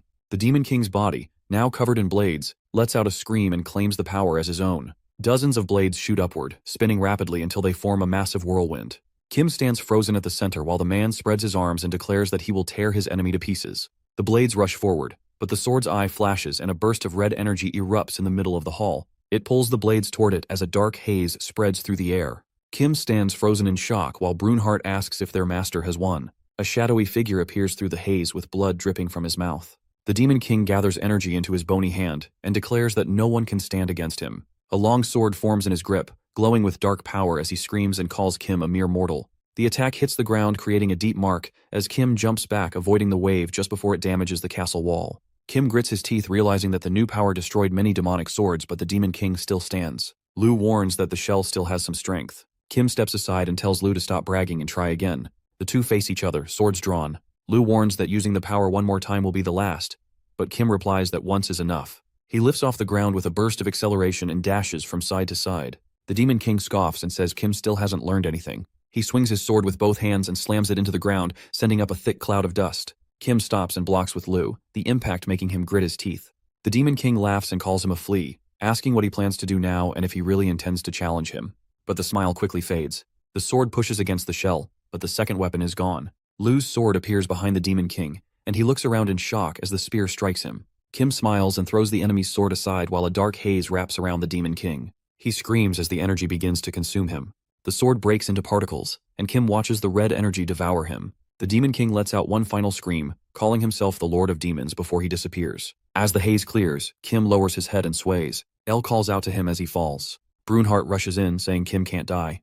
Kim weakly replies that he is just tired. Lu reminds him that using his power takes a lot out of him. Kim drinks a potion as notifications appear, announcing a special exam and a reward. He gets up and laughs at the message about a cleanup bonus, then closes his eyes, seeing a bright light behind his eyelids. In the reward room, a stone block holds 2 boxes. The system announces that the synthesis and endowment skills have now been unlocked. Also, his synchronization has leveled up. He checks the info window and sees many changes, including a new ability to link. He is surprised by all the new features and realizes he can now synthesize and endow. Kim thinks about combining Lu and L into either Lu or Elu. Lu calls him crazy while L protests, saying he can't stay silent. Kim brushes off the comment as a joke but makes a mental note to try the skill later. He opens the gold and diamond boxes. Lu asks if he's happy, and Kim nods. He points out that the diamond box looks just like the one that held the elixir. A glow appears from the gold box, showing 3 golden spheres. The system identifies them as ego fragments. A beam of light shoots from the box as Kim looks up, trying to remember what it means. He recalls the blue wolf gate and wonders why such a reward is inside the tower. He sets the box on the table because he thinks the fragments might be useful later. Then he turns to the diamond box. Brunhart gets excited as he hopes to find an elixir, but his expression changes when he sees what's inside. The box holds bone fragments. Lu's ring begins to glow, and Kim quickly asks what is happening. Lu mutters that these people have gone too far. Kim keeps staring at the ring until Lu finally says the bones belong to his real body. Kim is left speechless. At the base of the 30th floor, people walk by the Association Cafe, which has a sign saying it is fully soundproof. Kim sits at a table staring at the sword in front of him and getting ready to listen. Kim wants to ask a question but hesitates. He finally asks Lu about his true identity. Kim says it's time to get real and asks Lu who he really is. Lu replies that he is the Demon King, just like his body suggests, and explains that even though the Guardian's body is pretty low ranked, judging the demon's true strength is tough. Kim says why the Demon King ended up as a sword. Lu asks our hero if he knows that something with its own identity has to exist forever. Kim thinks nothing of a smartphone, but Lu counters that it's oblivion, and that he had to forget everything in the past to stick around for so long. If not, he would fade away. The traitors incarcerated the Demon King, leaving him to suffer for eternity, so he chose to forget everything to keep himself safe. But when he woke up with mastery over dark magic, those memories flooded back and left him completely confused. He couldn't figure out what to do and made a decision to forget everything again. Kim barely gets info since Lu has decided to zone out and can't really answer his questions. He doesn't want to see Lu in pain, so he avoids asking about the missing pieces of his body. Our boy mentions that Lu was the first to give him hope, and all they needed to do was create new memories together. After that, he heads home to rest because he's got a lot on his plate. In the director's office, Sung-ho walks in and Tae-sik appreciates his effort by letting him head home. Sung-ho suggests that he should call it a day, considering how much he has put into the Smurf Guild case, but Tae-sik is set on wrapping things up tonight. Sung-ho asks if he really needs to use mana for office stuff. He mentions that he's meeting with Soo-jin at Kim's housewarming party, which is coming up. Kim brings the players to his place and Brunhart jumps in to introduce himself, but Elle mentions that only Kim can hear them. The players are taken aback and ask if this is his house since even the basement looks pretty nice. Sung-woo points out that their guild house is a total dump compared to this, leaving Sunpil pretty shocked. Once inside, Kim's family greets them, and Sunpil hands a gift to a woman who says she's Kim's mom. Sunpil is surprised because she looks so young and thanks him for the gift. Yoo-jung starts asking about Sukwu but he teases her, asking if she really misses him. She quickly responds that she just wants his autograph for a friend. Kim says he's super busy with a ton on his plate but he can still give his autograph. She mentions he could get famous if he takes off his mask and she'd even sell his autograph, but Kim cuts her off and goes for a quick hello instead. Tae-sik and Sang-ho show up, apologizing for being late and not bringing a gift. Kim tells them they've already done much in finding the house and the furniture. They agree the furniture is in great shape and Kim nods. Then he asks Tae-sik if he's thinking about living here in the future, and Tae-sik says he's not really sure about it.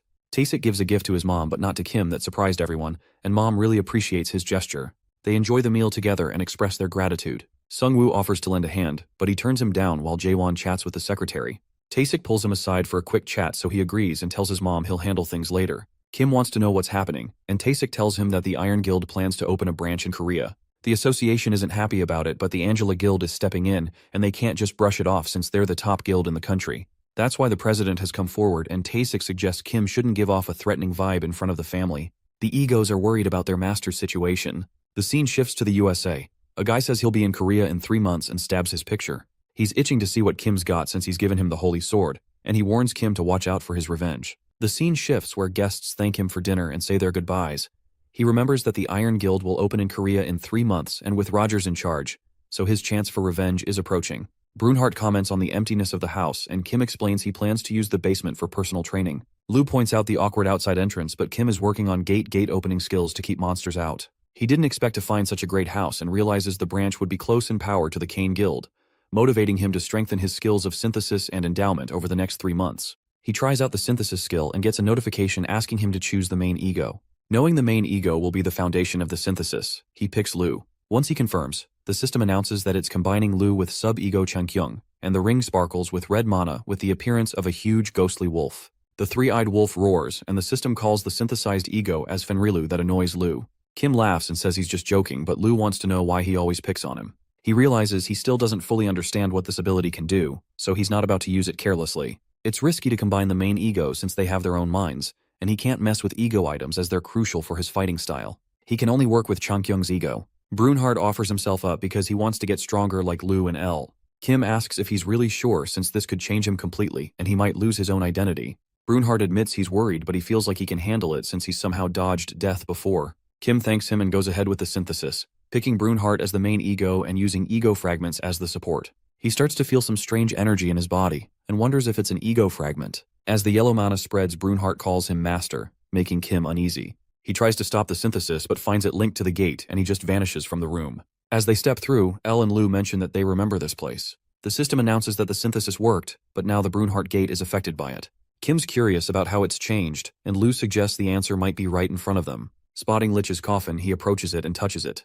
The system then asks him to pick an administrator for this gate. When several undead monsters appear in the reflection, he aims for a high-ranking one and selects Lich. The system confirms the choice with the spread of mana and says all ego fragments have been used up. Lich shows up, kneeling to Kim and saying it's an honor to serve him as master. It's a bit awkward for Kim since Lich was an enemy before, and now he's in charge of the gate. He asks if Lich can control all the monsters there, but Lich explains that it's not a guarantee and shows him the gate domination rate, which is pretty low. He mentions that they can boost it by taking out the monsters around, making it easier to summon them later. Kim sees the monsters and decides to take them on since they're pretty much like Lu. He claims he's dealt with them before, so it should be a piece of cake, but Lu warns him not to underestimate them since they've gotten tougher after absorbing some crystals. Kim brushes it off, saying he's stronger and goes in for the attack. Back at home, Kim's mom is telling Taesik that Kim hasn't been around for 3 days and hasn't checked in at all. Taesik reassures her that Kim will be fine, but Sangho asks Yoonjung if she's checked out the basement. She says Kim's completely avoided it, so they decide to go check it out. Taesik mentions that there's nothing in the basement, and it looks like a gate shows up whenever someone disappears. A gate suddenly appears and they are all stunned as they question if it's real. Taesik senses strong mana and warns that it is extremely dangerous inside, just as Kim steps out and says he is done with it. He glances at them and asks what they're doing there while they're still in shock. Kim asks Taesik and Sungho what they're doing there. Throwing many questions at him about his absence in the gate, Taesik grabs Sangho by the neck for butting in. Kim says it's perfect timing because he was just about to call them for a favor. Taesik yanks him by the ear, demanding an explanation before he agrees to anything. Kim casually mentions that all he remembers is the link with the gate and that he can control it now. They're totally taken aback. Taesik wonders if he can also mess with the monsters and trigger gate breaks whenever he wants, since it sounds like he has the power to control natural disasters. When Taesik asks if he spilt the beans to anyone else, Kim says this is the first time he's even used it, and he'd rather keep it under wraps until he figures it all out. Taesik is on board with keeping it a secret and wants to know what favor Kim needs. Kim says he just wants Taesik to hang out and help him test his new skills since he needs a tough opponent. Taesik jokes about being treated like a lab rat, but Kim promises he'll invite him over for dinner with his mom as thanks. Taesik blushes and figures he has no reason to turn him down. Sangho reminds Kim to go see his family since they've been worried about him being MIA for 3 days. Kim remembers it took him 3 days to max out the domination rate because the gate was reinforced with crystals, but the idea of power didn't leave him feeling drained. He wanted to call it burn, but his ego suggested it should be heart. Today he's grateful to Taesik for the help, but remembers his promise to assist him. Taesik asks him to show his mana first, and to do that, he needs to unleash it completely. Since mana expands as you level up, when a powerful player reveals theirs, it all rushes out like a tidal wave. Taesik feels something was off yesterday, so he knows he can't go into a fight unprepared. He grabs his weapon and tells Kim he's ready for a serious match. The staff in the building feel a quake, and one asks what's going on, while another speculates it might be because Taesik is on his way to the training hall.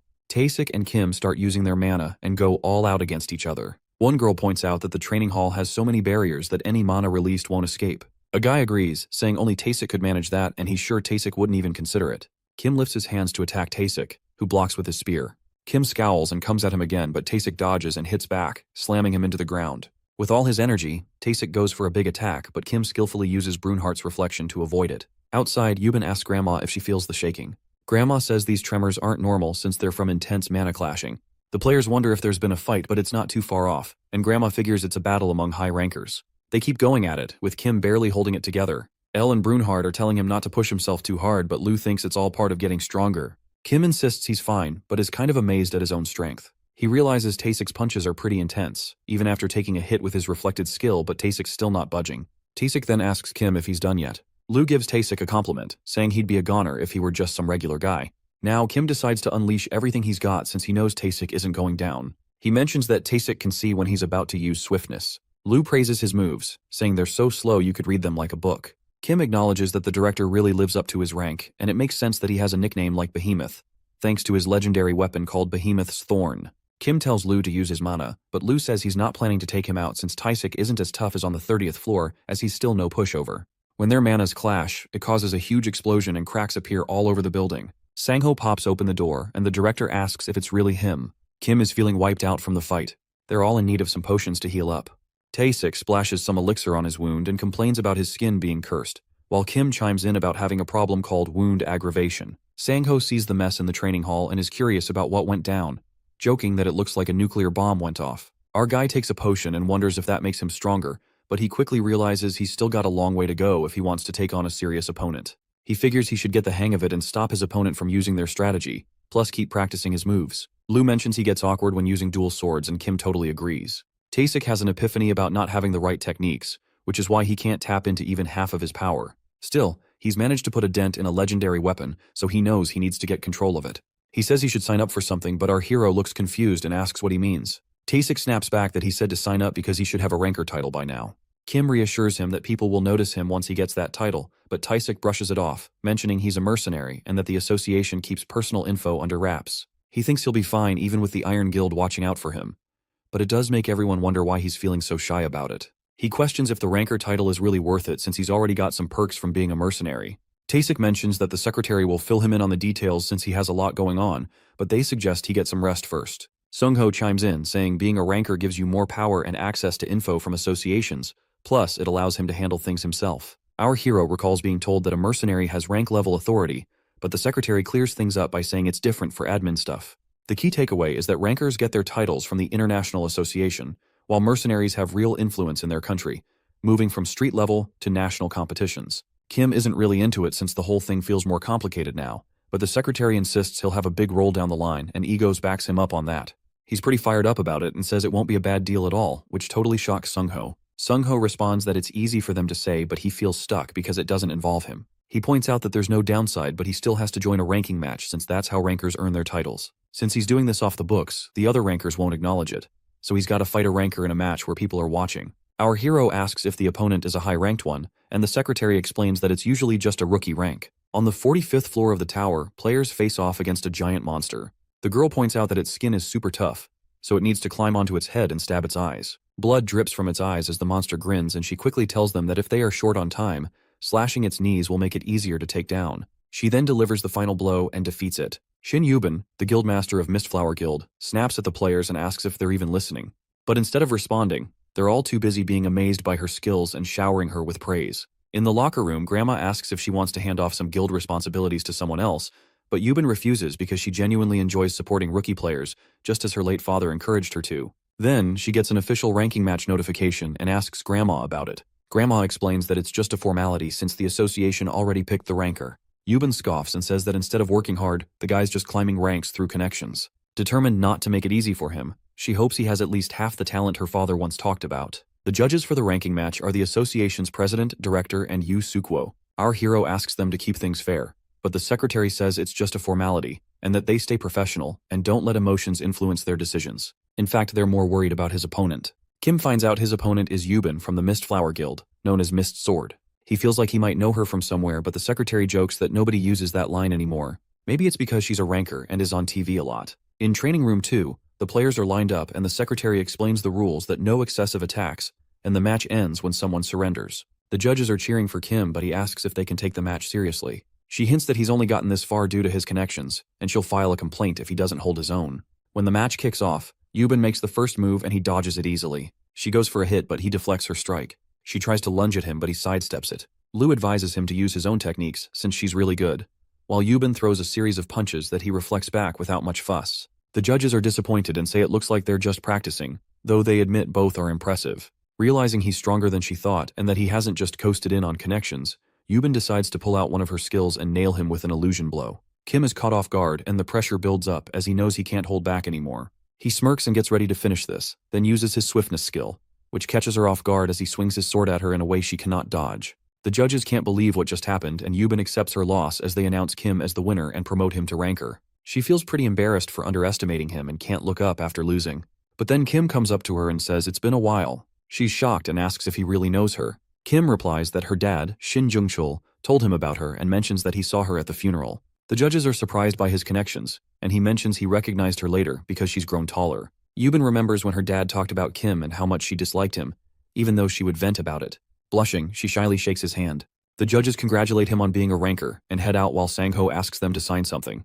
Yubin feels shy and asks Kim for his number and he agrees. Kim notices the secretary giving him a weird look and asks about it, but the secretary brushes it off as nothing. Egos comments that he's feeling awkward. Kim then decides to talk to the director and knocks on the door, but wonders if it's already open. He calls out to see if the director is in but is totally stunned to find Taesik in a messed up state. Kim runs up to Taesik, trying to figure out what's going on. He remembers they barely scratched each other during their last fight. So who did this? He asks if he got poisoned or if someone attacked him, and the director chimes in that it was the association president. Kim tries to call him but the director says the old guy really laid into him, so he offers some potion to help. The director furiously mentions he's going to sue the guy because that old man really went to town on him. Lou and Brunhart joke about how an old man could take down someone who can even handle the reflection skill. Kim asks why the old guy would do that, and the director shouts that he wants to set him up with a girl, but he quickly tells him he's already into someone. Kim goes on about how it's tough being born with a silver spoon and that he wants him to have an arranged marriage. The director explains that the old man is worried about his son being single and doesn't want him to waste time on a one-sided crush. Kim wonders if the director has a lot on his plate, to which he agrees. However, as soon as Kim mentions wanting someone who cares for his family and looks after his mom, the director snaps and says he's not actually busy since the association runs fine, even if he has to deal with the old guy. Kim helps him chill out and brings up the fact that they need to chat about the Iron Guild. She asks if there's any more info. The director mentioned they'll have official details soon since all the paperwork is wrapped up. Then Kim wants to know if the International Association is going to respond. He explains that the association only gets involved if there's a real conflict because they don't meddle in every country's issues. The only trap is Angela Guild, which backs the Iron Guild since they'll stop getting in the way once the branch is up and running. The real question is how they managed to strike a deal when they were at odds. The director mentions that Iron Shield and Lee Sun-ho have some kind of deal. Kim describes it as a negotiation, but he cuts in, saying it's his chance for revenge. He admits it's a great opportunity but comes with many risks. Our hero then explains that they're opening a branch in Korea with Rogers as the manager, meaning he'll be their target. So, a conflict is inevitable and he has 3 months to eliminate any risks. The scene shifts to the USA, where Iron Shield is holding a press conference and people are buzzing about the opening of a new branch. The term guild gives off a friendly vibe, but it's actually an armed group, leading to mixed opinions as some people are all for it, while others are totally against it. Out of nowhere, Sang-ho walks in and asks what's got him so absorbed. Kim replies that he's just reading the news. Kim then asks Sang-ho if he's meeting someone at this odd spot. Lou thinks it's a good idea, but Brunhart isn't convinced. The city's messed up from a recent crisis, so why pick this location? The secretary confirms he's late and Kim shrugs, saying it doesn't matter since they're all dealing with their issues. They sense someone's presence, and Kim decides to take the first step for revenge. The guy approaching is a public figure and a representative for Mr. Ko Hyung-chil. Kim recalls that Taesik usually keeps his distance from Hyung, but now he's got to play the info game. He expresses his desire to talk to Hyung directly, claiming the project is super important. The guy insists that all business goes through him, but Kim pushes back, wanting a direct chat. The secretary leans in and whispers if their plan leaks out, but Kim makes an offer of 5 billion won if his plan works, and 10 billion extra if he gets the info he needs. The guy is curious about what info Kim wants, and Kim reveals he's looking for details about the deal between Iron Guild and Angela Guild. The dude looks shocked, telling Kim he's out of his mind and can't accept that deal since it's a life-or-death situation. He tries to fly away, but Kim grabs him, saying there's no way he's letting him go after spilling his plan. Kim gets aggressive, demanding he come back down and stop pretending. The guy plays dumb, asking what Kim means. Kim brings him down to the ground, letting him know he's got a bone to pick because of him. He insists they need to settle this verbally, addressing him as Mr. Ko. Our hero tries to reason with Hyung, urging him to resolve their issues verbally before they escalate. But Hyung storms off, agitated and clutching a piece of cloth. Hyung questions why our protagonist is acting this way and claims he won't tolerate it any longer. Kim presses him, asking if this means Hyung is a ranker, but Hyung denies it. Kim is confident in his abilities and tells him to stop pretending. A notification had popped up the day before announcing Lou as the ruler of dark magic, which confused Kim as he had almost forgotten about it due to his busy schedule. Kim curiously checked in with Lou about any changes, and Lou mentioned that his demonic eye was slowly revealing itself, connecting him to the dark world. Kim learns that the demonic eye is the left one, and he's annoyed that Lu is just now mentioning it. When asked why the Demon King girl possesses significant power for this transformation, Lu explains that the demonic eye enables him to see the true nature of everything, including people's names. Kim realizes the potential usefulness of this power. He looks at Lu's status window and finds that he can channel demonic magic into his ego, allowing him to use abilities from other egos. Lu agrees to try this with gloves. Taking action, Kim employs a binding skill and traps Hyung with dark magic. The secretary is taken aback and warns him to stop pretending, labeling it a final warning. Hyung reacts with surprise, recognizing he's facing a demon king due to the demonic eye, and compels him to comply. Kim comments on how much better Hyung looks now, and Hyung attempts to reconsider their deal. But Kim refuses, stating that he understands the value of his life and wants to part ways with some information. Hyung is unimpressed, so Kim asks what he truly seeks. Hyung reveals his interest in the demonic eye and its ties to the demon king, while he questions if that's his sole intention. Despite admitting he isn't sure about the information's worth, Kim claims he's been training under her and can easily detect the truth with his demonic eye. Doubting Kim's honesty, Hyung decides to continue his current mission since he's already been compensated, then vanishes into thin air. Ego raises a concern about Kim's master, questioning whether she genuinely possesses those skills or if he has a skill for detecting lies. The secretary notes that their meeting was peculiar. Kim insists they should move on to gather more information. In the president's office, he discusses